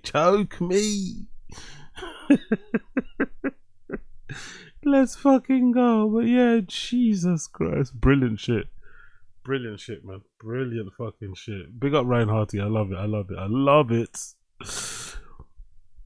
If something were to happen where John the week of or 2 weeks out disappears, it doesn't matter. Dude, if Connor's on there, who gives a That's shit? what I'm saying. Yeah. That's what I'm saying. Oof. Chin's looking rough, innit? It doesn't matter. Dude, if Connor's on... Oof. What's happened to Chin? Is he alright? Am I bugging out? Is Chin okay? Something were to happen where John the week of or 2 weeks out disappears, it doesn't matter. Dude, if Connor's on there... Does Chin look a bit whitewashed or like very sunk? Like, what's going on with Chin's face? It looks like he's got no blood in his face. Like, what's going on, man? Is this his age? I don't like how he's got the seam of his beanie in the front there. He should have it to the side, really, to be fair. But regardless, we'll move it. But why does his face look like that? Is he alright? I wonder what's going on with this guy, man. Something's up with him, innit? Something's up with this guy. I wonder what's up. Nah, I'm definitely not looking at that. Andy, no way am I typing that in my Google. I don't want that in my Google. No fucking way. Who gives a That's shit? what I'm saying. Yeah. No fucking way am I typing Nina fucking Viana Nina feet. No, I'm good. I don't want that on my searches. Big up Ryan Harty. He switched from liquor to beer and became white. Exactly. Alrighty. Let's go here. Sean Strickland. And I try to find out where this was held at, but I couldn't find out. So if anyone knows, please let us know. But Sean Strickland confronted that guy, Derek Moneyberg, the guy that, got his black belt in jiu-jitsu in like 3.5 years. And just pretty much called him out. I shall play you the clip here. The balls on Sean, man. Yes. It's not really big balls though, innit? He's just a random influencer guy. Surely Brendan, as being the fucking fighter, he should do the same thing, right? It's not really that big balls, really. He's just a random guy, crypto guy who just, who likes UFC, who likes jiu-jitsu, got involved in it, running a bit of a grift and a scam like everyone else does. Brendan does scams with trucks and stuff. It's no different to the scams that Brendan allegedly runs with his fucking truck giveaways. if Brendan feels that passionately about the jiu-jitsu and stuff, he should, you know, say the same thing to that guy's face if you ever saw him. But Brendan doesn't go outside. But I don't think it's that brave. If anything, it had to be said, you know. Plus, what can that guy do to Sean Strickland anyway? You know, nothing. So yeah, he's licking his ass a little bit there. It's not that brave. Let's relax. This guy's real big, real jack. He says, "Why do I call him a scumbag?" Hold on. Let me have to try a little bit. And again, you could say you got to do that for camera. You can't have a private conversation like an adult. You can only do things for the internet. You can't have a private because conversation. What I have to say is factual, and you guys. It's not factual. So you guys. I love how Sean takes his bag off just in case some shit pops off. Yeah, sure. He's all. Pay me money for it. But Sean, when I just asked you, hey, have a conversation. Well, you asked me why I called you a scumbag. Then you have to have your camera. You can only talk on the internet. But I'll tell you why. I'll tell you why I called you a scumbag. Only on the internet. But I'll tell you why I called you a scumbag. You're the one being the fucking scumbag, right? No, I'll tell you why. I'm saying it to your face. I'll tell you why. You're the one being the fucking scumbag, right? I love my fans more than anything, you guys. And would I love to go take free money from this guy and peddle? Yeah, I would. Would I love to make free money from this guy? I would. I absolutely fucking would. I fucking would love to. But this man takes advantage of low-paid UFC fighters who are great men who are just trying to make their mortgage and live a life.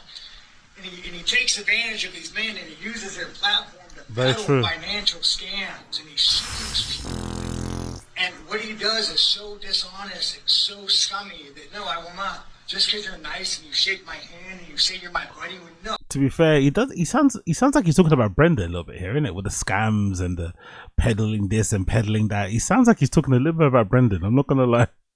It could be applied to Brendan and his truck giveaways too. No, you are a fraud. You are dishonest. You fraud people. This is why you don't want to be on camera, because you know everything I say is true. You sued your people. I will never peddle his shit to you guys. He also doesn't want to be on camera because you walked away. I'm not gonna lie. I watched this video a second time, but Sean Strickland does like walk away from him, you know?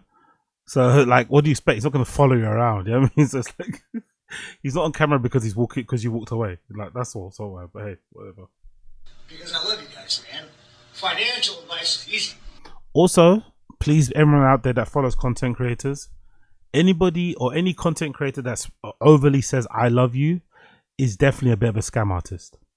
If there's a content creator out there that's always emphasizing, profusely declaring their love for you, the viewer, be wary. Be very, very, very, very, very, very wary. It's easy. Invest in solid mutual funds. Have a high yield account.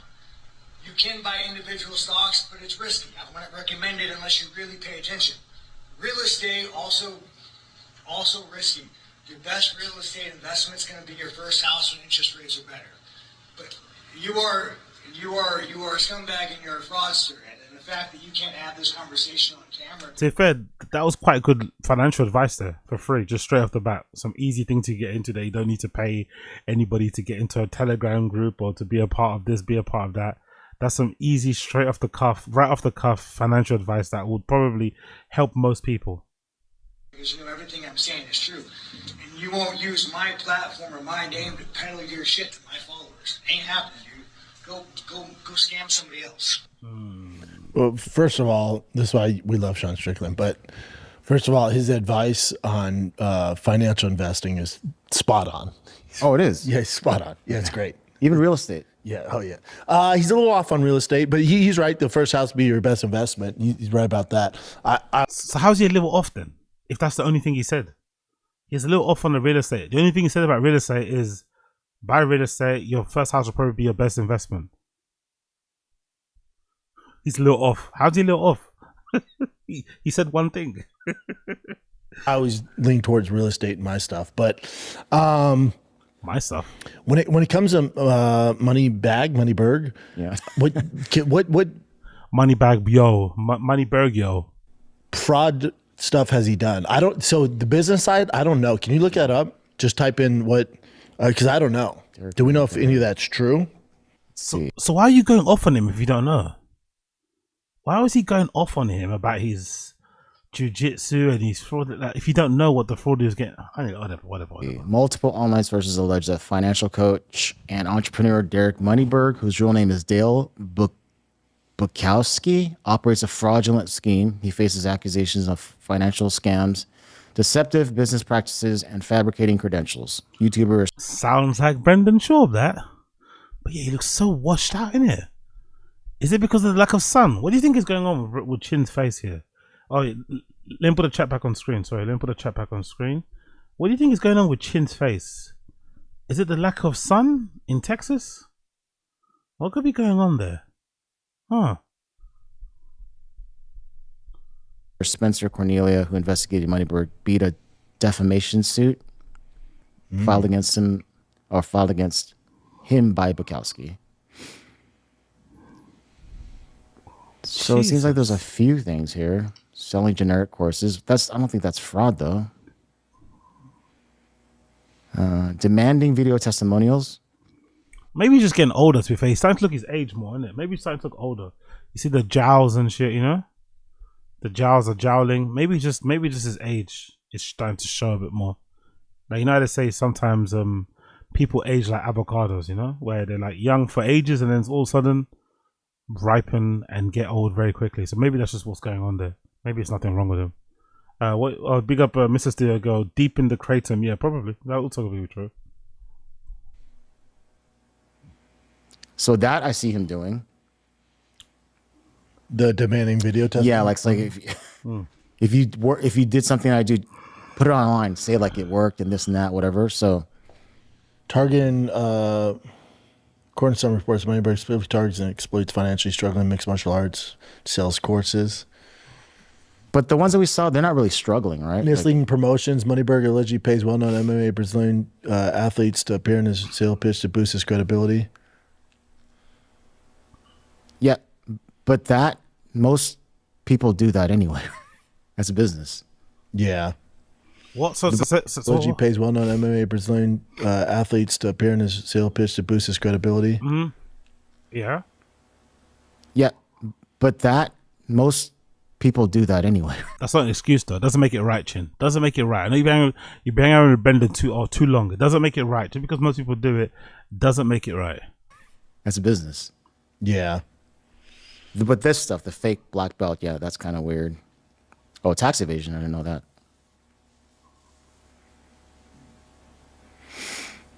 Yeah, I don't know. Tell us. All you right. do know. I don't know the guy. I definitely obviously question his black belt from my years of experience in jiu-jitsu. You don't have a legit black belt either, man. You don't have a legit black belt either. Let me see if I can get the fucking thing up. Bear me 1 second. He doesn't have. I don't even know why why he can even call anybody out for black belts. He doesn't even have a legit one himself. Black belt. Let's see. Someone must have it on here, right? Bear me 1 second.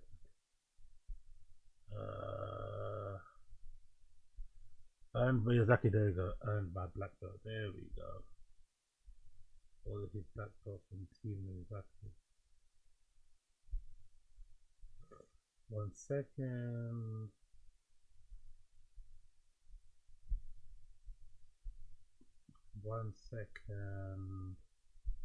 Boom. So we've got a couple, right? We've got a couple here posts about the black belt fiasco, right? And I think I even upvoted one of them. Look at that. 9 years of training. You have a gun? Yo, big up Crash. Big up Crash. Looks like a kidney or liver issue for Chin. Praying gesture emoji. Really? Let's Google that. Look at that. Before we Google. Jesus Christ. Big up Ryan Harty. You know exactly what I'm going to be doing when I end this stream. You niggas know exactly what I'm doing when I end this stream.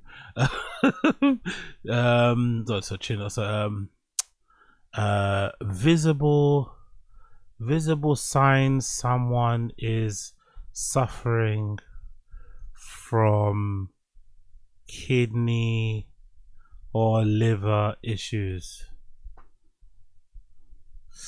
Visible signs of kidney or severe liver issues: jaundice, yellow skin, eyes, abdominal swelling, swollen legs, other indicators: itchy skin, charges of urine. Let's see. Liver or kidney or liver issues. Pale skin. Pale skin can be symptoms of both kidney and liver diseases. Big up Crash. But the reason for the paleness differs. Kidney problems can cause paleness due to toxins buildup and disrupting the skin's color, while liver issues leading to a severe illness or chronic condition like cirrhosis can cause anemia and paleness or jaundice, yellowing of the skin due to the bilirubin accumulation. Other symptoms are crucial for differentiation, such as nausea and jaundice. Wow, that's wild. That's fucking wild, isn't it? That is so wild. Jesus Christ. Prayers for Chin, man. Prayers for fucking Chin. Prayers for fucking Chin. Jesus Christ. International scammer hands, by the way. Let's just go back to this, by the way. So the earned black belt, right? The earned black belt. Look at the earned black belt. Look at the earned black belt. Who he got it from? Oh, that's not him. That's not him there. But let's go back. 9 years of training. 46. Okay, this is the poster. Okay, cool. Earned my black belt today. Big up this person on the black belt on the fucking Brendan Schaub on the Tfatk subreddit. Big up Miller 261. 9 years of training, 4 to 6 times a week. Solid wrestling background.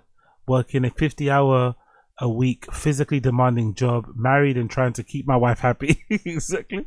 Coaching my 2 sons in soccer and BJJ, pursuing and currently 1 class away from completing the bachelor's in my 30s. Sick. Good. Big up this guy. Competing, not running away at major tournaments and other successes. Doing some extra strength and conditioning 2 times 4 hours a week. I wish I could have known all that I was doing diarrhea into a mic for 6. All I had to do was do diarrhea into 6 mic. Oh, sorry. I wish I could have known all I had to do was diarrhea into a mic for 6 hours a week and I could be gifted a black belt after not training for 3 years and acting like I was above wasting time on the mats because I have a podcast empire. What a joke. Exactly. Big up, big up, big up. Oh, I like it. I love it. I love it. Big up this person, man. Big up this person. That's fucking brilliant. Big up them. Actually earned their fucking black belt. Actually earned it. Legit to me too. Gracie Baja too. Fucking brilliant. Love to see it. Love to see it. Brendan Schaub ordered his black belt on his phone after lying that kid that he got it. Is that an article about it? Yeah, there you go. There's an article about it. Someone actually wrote an article about it. Brendan Schaub ordered a jiu-jitsu black belt on the phone after lying to his kid that he got one. Brendan wrote the book of fading upwards through his crazy streak. Though his crazy streak might be coming to an end at this recent, Brendan Schaub first became known as the Stint in UFC. He signed a promotion. Schaub was initially attempting to become pro in the NFL. However, he was released without making a roster. He retired from American football in 2007 and returned home to Colorado, where he started training boxing and jiu-jitsu. Schaub started his MMA career with a 4-0 record. Won the heavyweight title in the Ring of Fire organization. He would go on to have a mediocre career in the UFC that accumulated with a viral moment on Joe Rogan's Experience, where he talked frankly to Schaub and urged him to find another employment. Schaub was a jiu-jitsu brown belt, 1 rank below blank as far as back as 2017. At that time, he even claimed he was demoted to white belt, i.e. 3 ranks lower, by Gracie's family, Rena and Gracie. On the companion podcast, Schaub explained, "That happened to me when I first got to Gracie. They made me wear a white belt for a long time. I got a black belt for somebody else. I was white belt for what?" Now we get into the truth of it. Brendan's actually a white belt. He went to another gym and they gave him a brown belt. He had to go to another gym for him to give him the brown belt. So his jiu-jitsu has never been rated, really. When further pointed by Rogan, he said, "Wait a second, Amal Eston gave you a brown belt and you had to wear a white belt. That's insane." Rogan went on to call that happening disrespectful. That's so disrespectful. Schaub claims he was not jaded about the experience. I had no issue with it. I literally didn't care. But I would tell guys, I'm not a white belt. I'm not a white belt. I know what I'm doing, brother. Okay.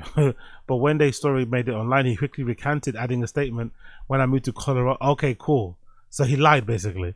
"When I moved to Colorado to Los Angeles, we trained mostly no gi. So when we rolled in gi occasionally to mix up training, I sharpened my defense escapes. I would wear a loner gi and a white belt that..." Oh my god, this guy, bro. So he goes on Rogan and makes it seem like Gracie's or whoever were disrespecting him by making him wear a white belt. when the reality was there wasn't a brown belt for him to use.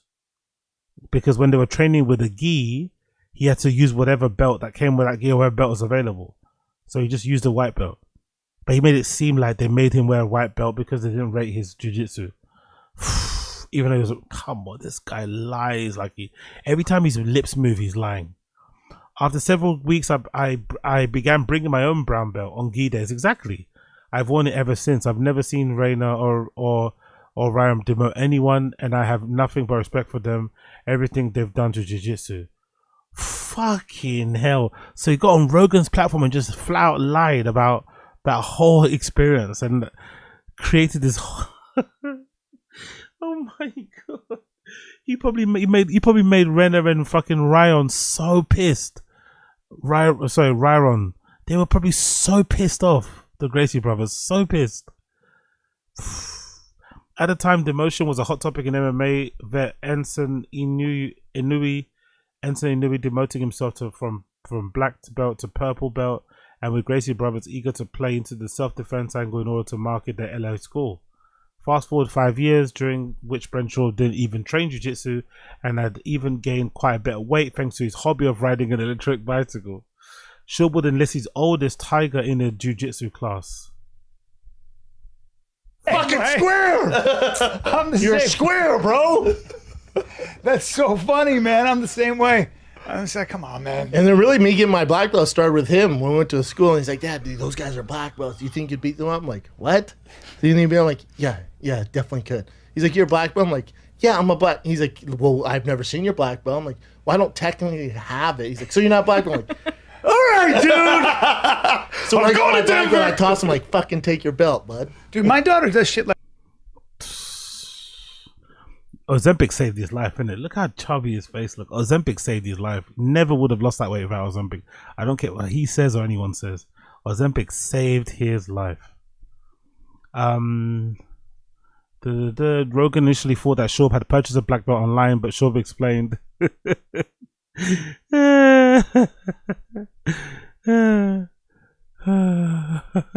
Presume just like, okay, cool. That's fucking brilliant.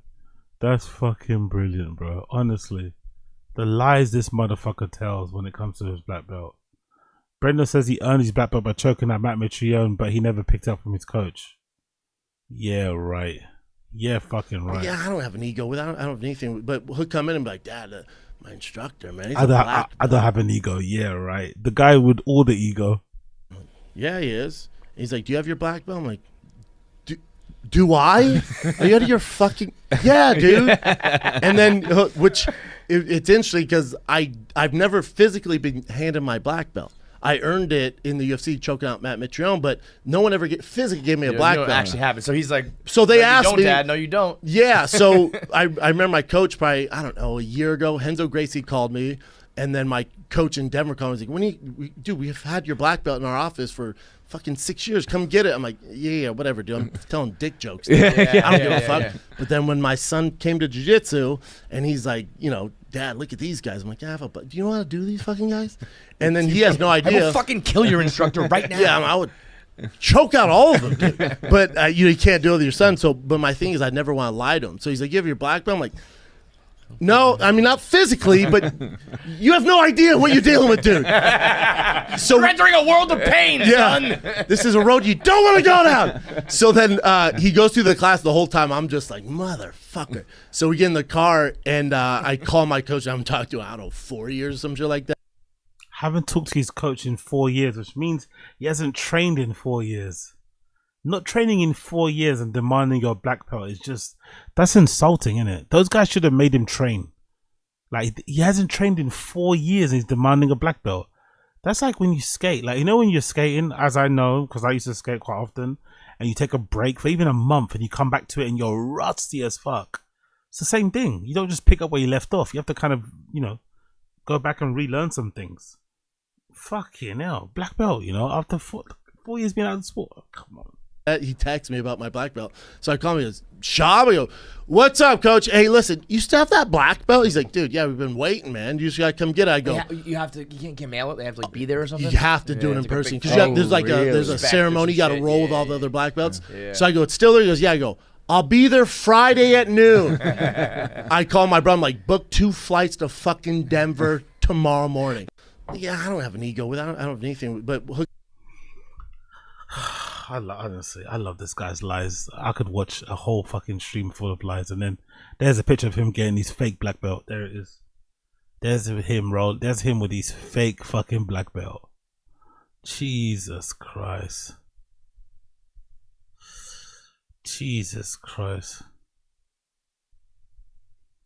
Jesus Christ. Jesus Christ. You gotta love it.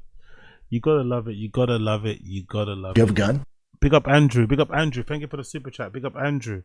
I appreciate for the super chat, brother. Thank you for the super chat. Thank you for the super chat. You're a legend. Appreciate you. Appreciate you. Appreciate you. Big up Andrew. Cool. Let's move on. Let's move on. Let's move on. Bear with me a second here. Let's move on. Let's just quickly go through here. Oh, let's go back to the video of Brendan talking about that guy. That Moneyberg guy who seems to be obsessed with Moneyberg. I don't know. Yeah, that sounded weird too. Okay. Sean's such a savage. I love how he takes the bag off just in case shit pops off. That's my favorite part of the video. He goes, hold on real quick. I don't have this bag. And it's just funny. He's confronting. He's like, oh, no, hold on, you let me talk? And he put his bag down. He's like, bud. And he's in the background. He's like, yeah, blah, blah. Yeah, this guy's a piece of shit. Yeah, just like, Moneyberg does not want those problems. That's funny. He's hilarious. So, Gable Steve. Anyway, that's okay. Cool. He's going after this Moneyberg. I want to see if he has the same energy if Moneyberg confronts him. If Moneyberg decides to go on Brendan's or to come on Tfatk and asks to go on as a guest, I wonder if he's going to have the same energy or if he end up just licking his ass. I wonder. I really do wonder. We know the answer though. We know the answer already. We know the answer already. Cool. Let's move on a little bit. Let's move on a little bit. Bear with me a second here. What do I want to check out? What do I want to check out? Yeah, let's check out a little bit of this about Kelvin Gastelum. I didn't know he was that. I didn't know he was that chubby, man. I didn't know he had an issue with his weight that much. But I think he missed his weight by a lot in it recently in a recent fight card the other day. So there's an issue with him and weight, and this title is funny. Big up this YouTube. I love this YouTube channel, by the way. One of my favorite UFC channels. This one here called ITP MMA Live. Big up ITP MMA Live. Brilliant fucking channel. Kelvin Gastelum's taco addiction destroyed his career. Kelvin Gastelum's taco addiction destroyed his career. Let's check this out. This is going to be a good one. 91.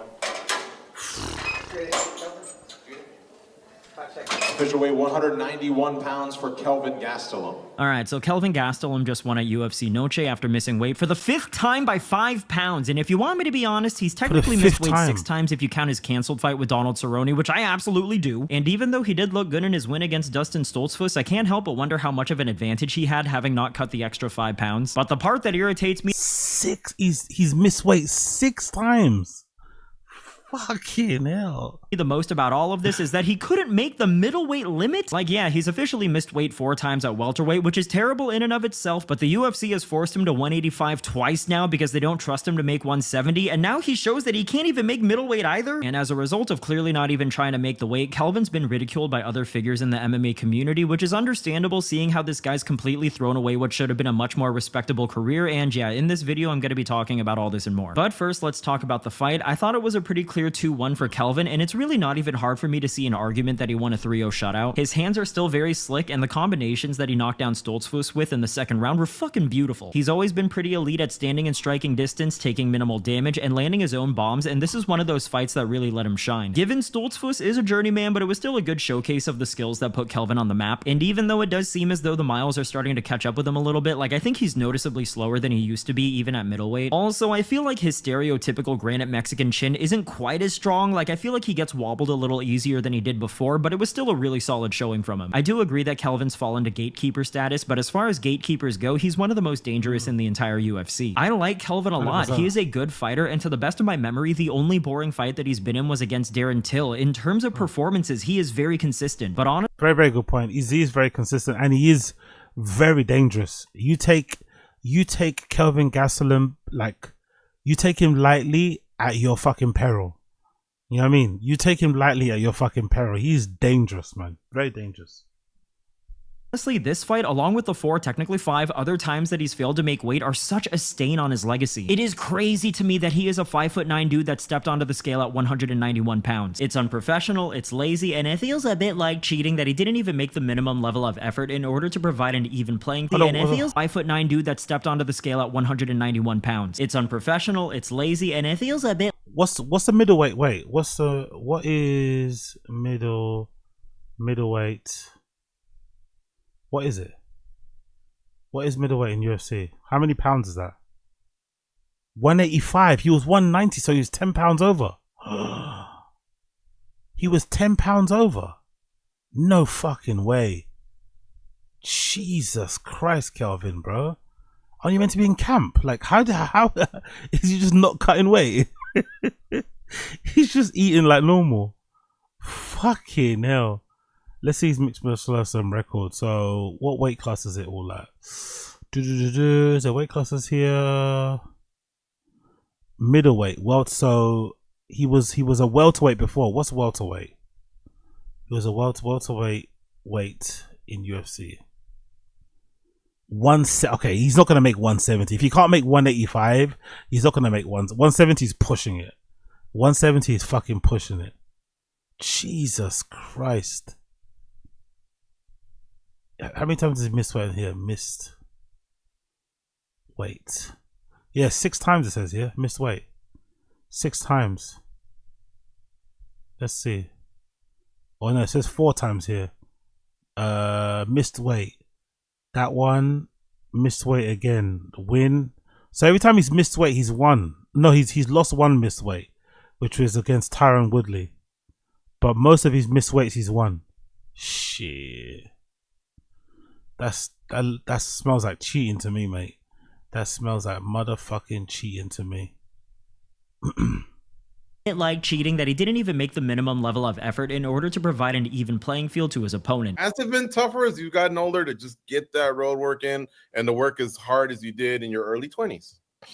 Yeah, well, I mean, definitely if you get, you set yourself pretty comfortably in a nice little house with silk sheets. Yeah, it's hard to get up in the morning, but if you have a clear objective of what you want to do and what you want to accomplish, then it's easy to get up in the morning. It's easy to get up out of bed. Mind you, Kelvin did this interview during fight week where I'm like 99% sure he had to have known he wasn't going to make weight. I don't doubt that he enjoys training and he's clearly putting in the work, seeing as his cardio's never really been an issue for him, but an integral part of the process to being a professional fighter is managing your diet. The irony of him saying it's easy to get up in the morning and to get out of bed when it's clear as day that it's hard for him to stay disciplined with his weight. Kelvin has had 25 fights with the UFC. That means he has missed weight in 1/5 of them. That is completely unacceptable. Jesus Most Christ. Guys go their entire UFC careers without missing weight. Just look at Jim Miller. He's had like 46 UFC fights dating all the way back to 1934, and he's never missed weight once. The fact that Kelvin's missed weight 5 times is diabolical. And I can be wrong about this, and feel free to correct me if I am, but I'm pretty sure that Kelvin is tied for the most weight misses in UFC history with John Lineker. It is such a damn shame to watch this guy squander his career, not because he's lacking talent or work ethic, but because he can't put down the fucking fork. So when you wake up and you're either sore or unmotivated, what triggers you to go, nope, I got to do it, and you put the feet on the floor and get started? Yeah, well, the feeling or the thought of failure, of not achieving what you want to do, is what gets you up out of bed, right? The feeling of failure is greater than that. Yeah, right. Than your motivation or whatever you may have. Yeah, right. You think you may not have. The fear of failure or not achieving what he's repeated the same thing like 7 times there. You want to achieve is greater than any of all that. Dog, you are failing now. You have been failing. I can forgive 1, even 2 weight misses because shit happens, but 5 is that's a cute dog, man. That's a cute dog. Wow. Look at that coat. Look at the eyes. What a cute dog.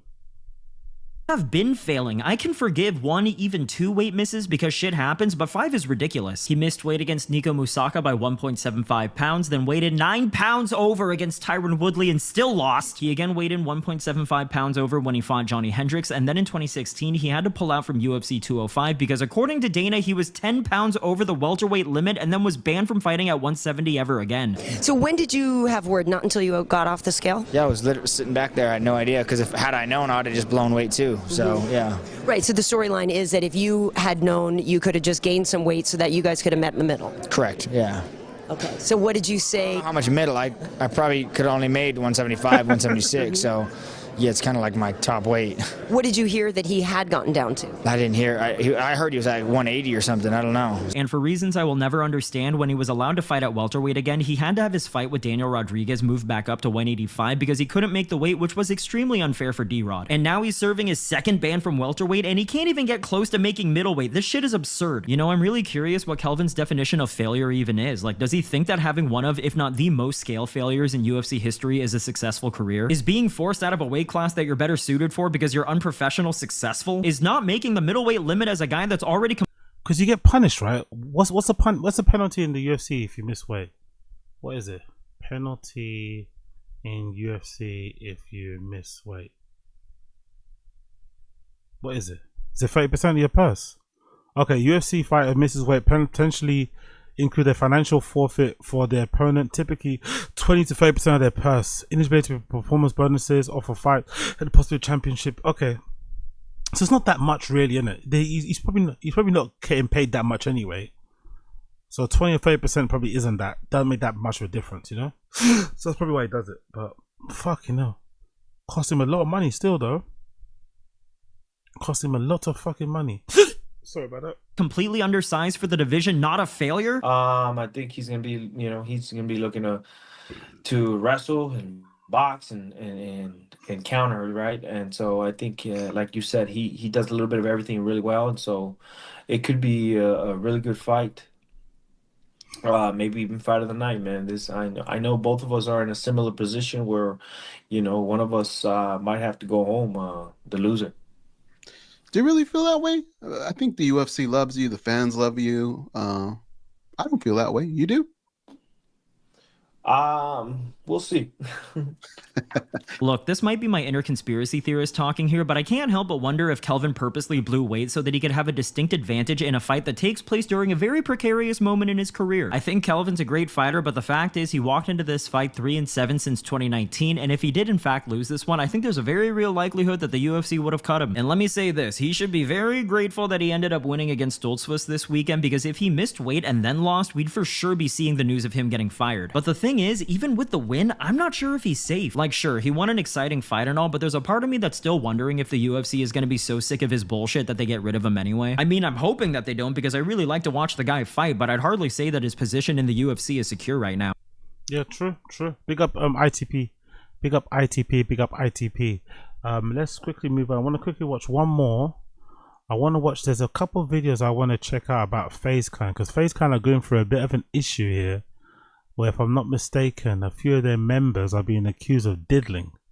And I want to see Wagwan for this, so bear with me a second here, but there's a diddling video about FaZe Clan that I quickly want to check out with you guys before I call it a night. Big up everybody tuning in though. If you're here and you can still hear the sound of my voice, please make sure you like the stream for me. Like the stream, do me a favor, like the stream, subscribe to the channel if you want, and also become a member. Become a member by clicking the link in the description down below.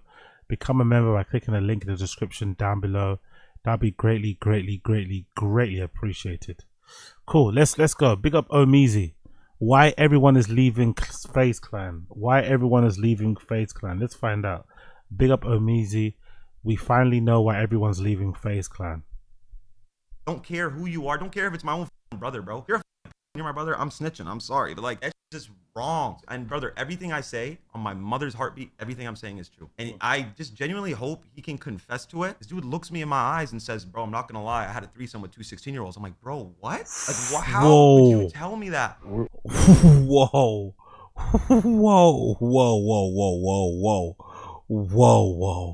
Again, I have to wonder. People in the stream chat, please tell me. can you please give me an insight as to why you think there seems to be a prevalent issue among streamers, gamers, content creators? Why does it seem to be an issue, a prevailing issue, when it comes to fucking diddling, when it comes to dealing with underage girls? What is it about this scene? What is it about this community, this sector, this subculture, this niche, where the dudes end up always getting involved in some dicey, dodgy, diddly, horrible, disgusting diddling shit? Like, what's going on? It seems to happen so often. Political streamers, live streamers, gamer streamers, IRL streamers, they all seem to have some dodgy, or some of them, or the majority, I say, whatever, seem to always have some diddling thing around them. I don't really know why. I think the first reason why I thought was because, you know, naturally with it being I guess like the viewership maybe being super young, that might be the reason. You know, parasocial relationships trying to build, you take that shit offline and all of a sudden, boom. But I don't know, man. It's just insane how prevalent it is. These older dudes dealing with teenagers, or literal children, by the way, not teenage children. We're all face, and I end up going back with these girls to my hotel room. I slept with one of them, and I found out after that this girl was 17. And I don't know what to do or what to say at this point, but all I can say is, I mean, if it hasn't been said enough already on this. Now we know why Plackboy Max left, isn't it? I guess now we know why Plackboy Max left. This is bad for business for sure. Fucking hell. L Banks, look at the chat. L Banks, L Banks, L Banks, L Banks. Because Banks has been accused of diddling, innit, right? Because wasn't Banks dating that D'Amelio girl, right? If I'm not mistaken. How old is she now? Charlie D'Amelio. Let's see. D'Amelio age. How old is she now? She's 21 now, but she was linked with fucking FaZe Banks, right? I'm sure. FaZe Banks, Charlie D'Amelio. I swear they were dating at one point, or they were seen holding hands. Yeah, see? And how old is FaZe Banks? He's like 30 something, right? Even this girl's of age, she's too young for him, you'd imagine. Fucking hell. Yeah, I don't know. These motherfuckers love young girls, man. They fucking love young girls. Bear me a second here as I get the video up again. On this call, stay away from underage girls, boys and girls. We have a lot of young men watching this stream right now. It's clearly we don't need the advice from you, bro. Most of us do that already. We don't need FaZe Banks to tell us not to fucking be pedos. This is fucking insane. And obviously not worth it. We're talking about a company and a brotherhood that was built over the course of how long, Rain? 15 years more or less, right? And it's clearly coming to an end, you know? If you thought FaZe was coming apart as it seems before, then man, oh man, this takes the cake. Yesterday, a member of the original FaZe group, FaZe Rain, came to social media with some shocking news that a lot of people weren't expecting. It was totally out of the blue, out of the random, but at this specific time in the state that FaZe is in right now, where Banks is off the internet, Max just left for some very cryptic reasons. To be quite honest with you, this is the last thing that they needed, but the world needed to hear the fact that one of the members in the FaZe clan was having sexual relations with somebody who was a child, underage. I want to put everything to do with me and FaZe to rest, bro, because there is so much I haven't said. And honestly, at this point, bro, I don't give a f. I think I'm going to collect my thoughts tomorrow and I'm going to say everything, bro. Every single thing that I know. And I'm going to collect my thoughts because I have an eidetic memory, so I remember everything and anything. Not only did you guys air me out, y'all mother sold me out, y'all scammed me behind my back, and honestly I just had an epiphany about it because I'm like, bro, I've not even covered about it. I was just so sad about it for so long. I've been f***ed up over that pedo like 2 years, bro. And I haven't said nothing about it. Now, for those of you who are probably looking at this screen questionable, that is FaZe Rain, somebody who is a part of what the new age era calls the old FaZe. This isn't about, you know, Silky. This isn't about Ron. This isn't about Max, Rage, Lacey. This isn't about Jason. This isn't about any of those new guys. But it's about the old FaZe, the entire organization, and seemingly some secrets behind dealing with some children. Now, there were a lot of other things mentioned because that old FaZe generation, I've been noticing there's been a little bit of bitterness in the water, and some of them have spoken out since, but this is now just FaZe Rain's turn to kind of give his take and his opinion on this brotherhood that was established between these guys and what has happened since, you know, him distancing himself. Brotherhood is just a bunch of guys who play video games online streaming in the same house. A brotherhood, you know. Let's relax a little bit. Brotherhood. Let's relax. FaZe Banks is good with the branding and stuff, but let's relax a little bit. Brotherhood. You're a diddler. You're not my brother. Since the changes, etc., etc. And honestly, it doesn't look the best. A video back in 2022 started some of his earlier grievances with the company and the brand itself. This is a decade-long problem, man, with a lot of legal shit around it. So now it's turned into multiple problems. It's not just the initial problem I had in the beginning. It's a lot deeper than that. And yes, I'm going to say this now because they're probably going to try to say, well, he's only doing this because we owe him money and he's mad. They do owe me money, yes, and they haven't taken care of me, yes, and the money that I bought the Counter-Strike team for, it took them 6 years to pay me back, yes, I never got a dollar or brand deal, yes. That's all true. They're gonna say that, and that is a frustration of mine, but I obviously held that in for years. I held that frustration in for years, and it was never the reason that I was gonna do this or speak publicly, because if they just owed me money, I would have handled it a different way. This is a lot deeper than that, and a lot of my brothers don't see the actual issue here. They are being taken advantage of. But there's two things I took away from that in the research of this video is that one, this group things, there was a big brand buyout from FaZe. There was a lot of stuff going on legally, so I can understand how, you know, there might be some frustrations there. That stuff has already been squashed for the most part. You know, I know that there's still some people who are jaded about the situation, but nonetheless, that's not my business. But two, and most importantly, which leads us to this conversation today, is that he's still holding some stuff in. There's still some things that he's not 100% spilling the beans on, which leads us to these pedo allegations. I wasn't even pushed out. I left. There's a fucking involved too, bro. I don't give a fuck if I get sued. I could give a fuck less. I always stand up for what's right. That was like that was the final straw, bro. Phew, if it's in your heart, brother, speak it. It's gonna come out eventually. Now, the only issue that I do have with what he said is not by saying the initial name in the beginning. There's a specific reason why, and I'll get to that in a minute. But if there is somebody who is out there touching and messing with kids, let the world know so we can shun them, so we can have the proper opinion on them, so we can understand who we're dealing with in real time. The reason why I did not like the fact that he kind of left it up to open air and interpretation, it was because one, there are a lot of members in FaZe. My first thought was, who could this be? I went down the timeline, somebody threw out the name like Bronny James, and I was like, what? But then I had to realize Bronny is also a kid, so it definitely couldn't have been Bronny. But nonetheless, I also knew that a lot of people would be very, very mean in this conversation. There's two people in particular that I knew would probably get the brunt of this, and that is Max, because he just left, and then also Banks, because he is somebody who the internet feels very much up in the air about it, especially after leaving the internet after seemingly scamming Aiden Ross and some other people out of some crypto. By the way, genius move, by the way. Scam people out of some crypto, obviously, and then cry victim and leave the internet. But then come back to clear the rumors that you're not a pedo.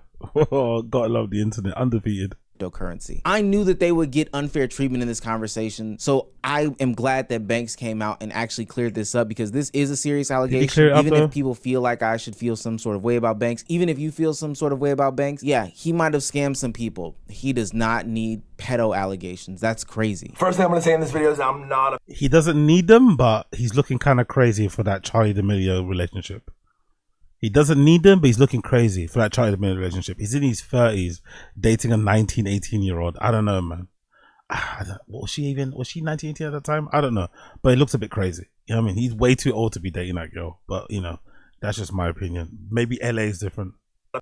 Rain is not talking about me. There, I got it out. But, yeah, I'm getting fucking spammed in my mentions right now on Twitter, asking if I'm being accused. I thought you were off the internet.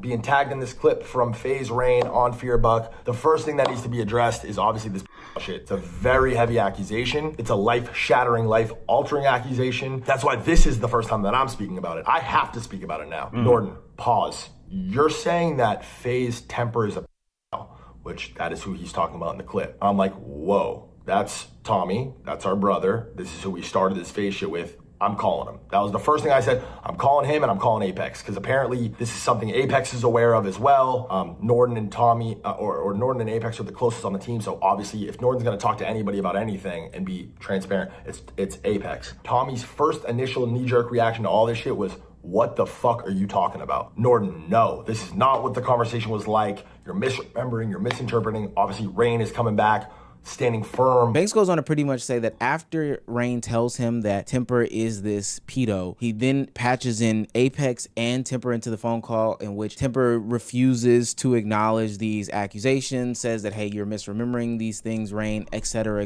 and they go back and forth. But hearing from Rain, the person who's calling out this pedo in this situation, it seems that he has a pretty vivid memory as to what happened. Tommy said this verbatim. He said it wasn't a threesome with two 16-year-olds. Actually, it was a 17-year-old. So all of a sudden now it's 17. One was 17 and the other one watched. That's what he said. And then he started bringing up all these random laws. I don't even know, these weird consent laws like Romeo and Juliet. Fucking hell. When you start quoting consent laws, or when you know consent laws at the back of your hand, roughing it. When you got a homie that knows the fucking age of consent in different states, different countries, like the back of his hand, rough. Is yada, I don't fucking know. And even Banks calls me after and he's like, bro, what the fuck is like up with that law shit that he brought up? So he knows he did some shit that was wrong. He knows that. It's just I don't like the denying of it. And I feel like in this video, you're trying to paint me like I'm lying and making shit up and just saying shit to say shit when you know that's not the truth, bro. Yeah, I saw that. I heard that. That's some weird stuff. But a lot of the FaZe group is weird. People were digging up Temper's tweets from 2012. Mind you, he was born in 93. That kind of validates some of these claims in the court of public opinion. I don't know. It's extremely, extremely nasty. Odd, but I gotta be honest with you. I think it's just like this happened. This like. Dude, because I don't know this. What's the tweet? The tweet is, kid, you hang out with 16-year-old girls. Stop acting like a hard ass, you fucking pedo. He says to the person, Temper, mind your business. What if I like being a pedo? What? Now, there are wild accusations being thrown around the internet. And the beautiful thing about the internet, and I say this oftentimes, is that most of the time, the other person exists on the internet. So we don't have to wait too long to hear Temper give his actual opinions on this or what he's saying. And I want the girls to come out too. Let the girls come out too. Let's get to the real bottom of this. Let those girls who are now probably 18, 19, let them come out and say what happened.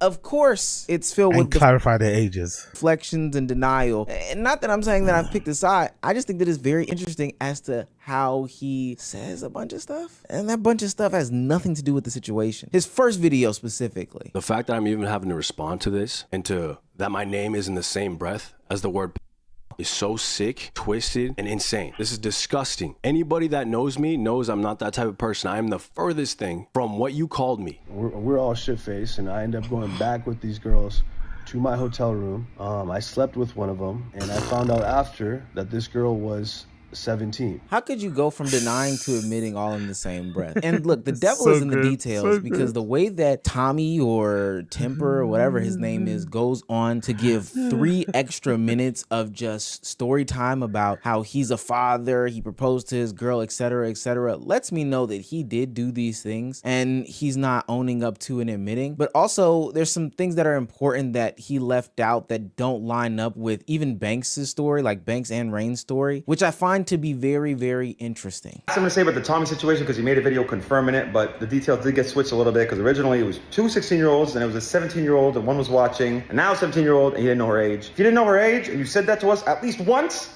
we wouldn't be here, bro. Exactly. I would not have treated it the same way if you said you didn't know, because that changes everything. You never said that, not once. Literally not fucking once. This is news to me that you didn't know. Another one bites the dust. Now, I want to be clear. This doesn't affect FaZe as a whole, and I'm not making some sweeping indictment on them. How this does affect the bigger group and the name and stuff like that going forward is, you know, up to the internet's interpretation. But these are 2 dudes who have distanced themselves from the group, at least the new version of the group, publicly for a long time. I just think that it's so strange that we exist on the internet with all these people who have been touching and doing stuff to kids. Like, it's been a long time. Yeah, I don't know, man. The internet's a wild place. I don't know why there seems to be so many diddlers around, especially in the streaming bit of things. I don't know why there's so many diddlers. I honestly don't know why there's so many diddlers. It's actually quite concerning, the amount of diddlers that seem to exist on the internet these days. It's fucking crazy, bro. Fucking crazy. But big up Omizi, big up Blood Clot Omizi. You love to see it. You love to fucking see it. Big up Blood Clot Omizi. You love to fucking see it. Okay, people, I'm going to leave it there. Big up everybody in the stream chat for joining me. I appreciate you all. Big up everybody in the stream chat. I appreciate you all. If it's your first time listening, make sure you smash the like button, hit subscribe for me. I'll see you guys again tomorrow. I'll be here again tomorrow. So make sure you smash the like, hit subscribe. I'll be again here tomorrow. Smash the like, hit subscribe. I'll be here again tomorrow for day number 19. We're killing it. We're killing it out here. We're killing it out here. Smash the like, hit subscribe, join me.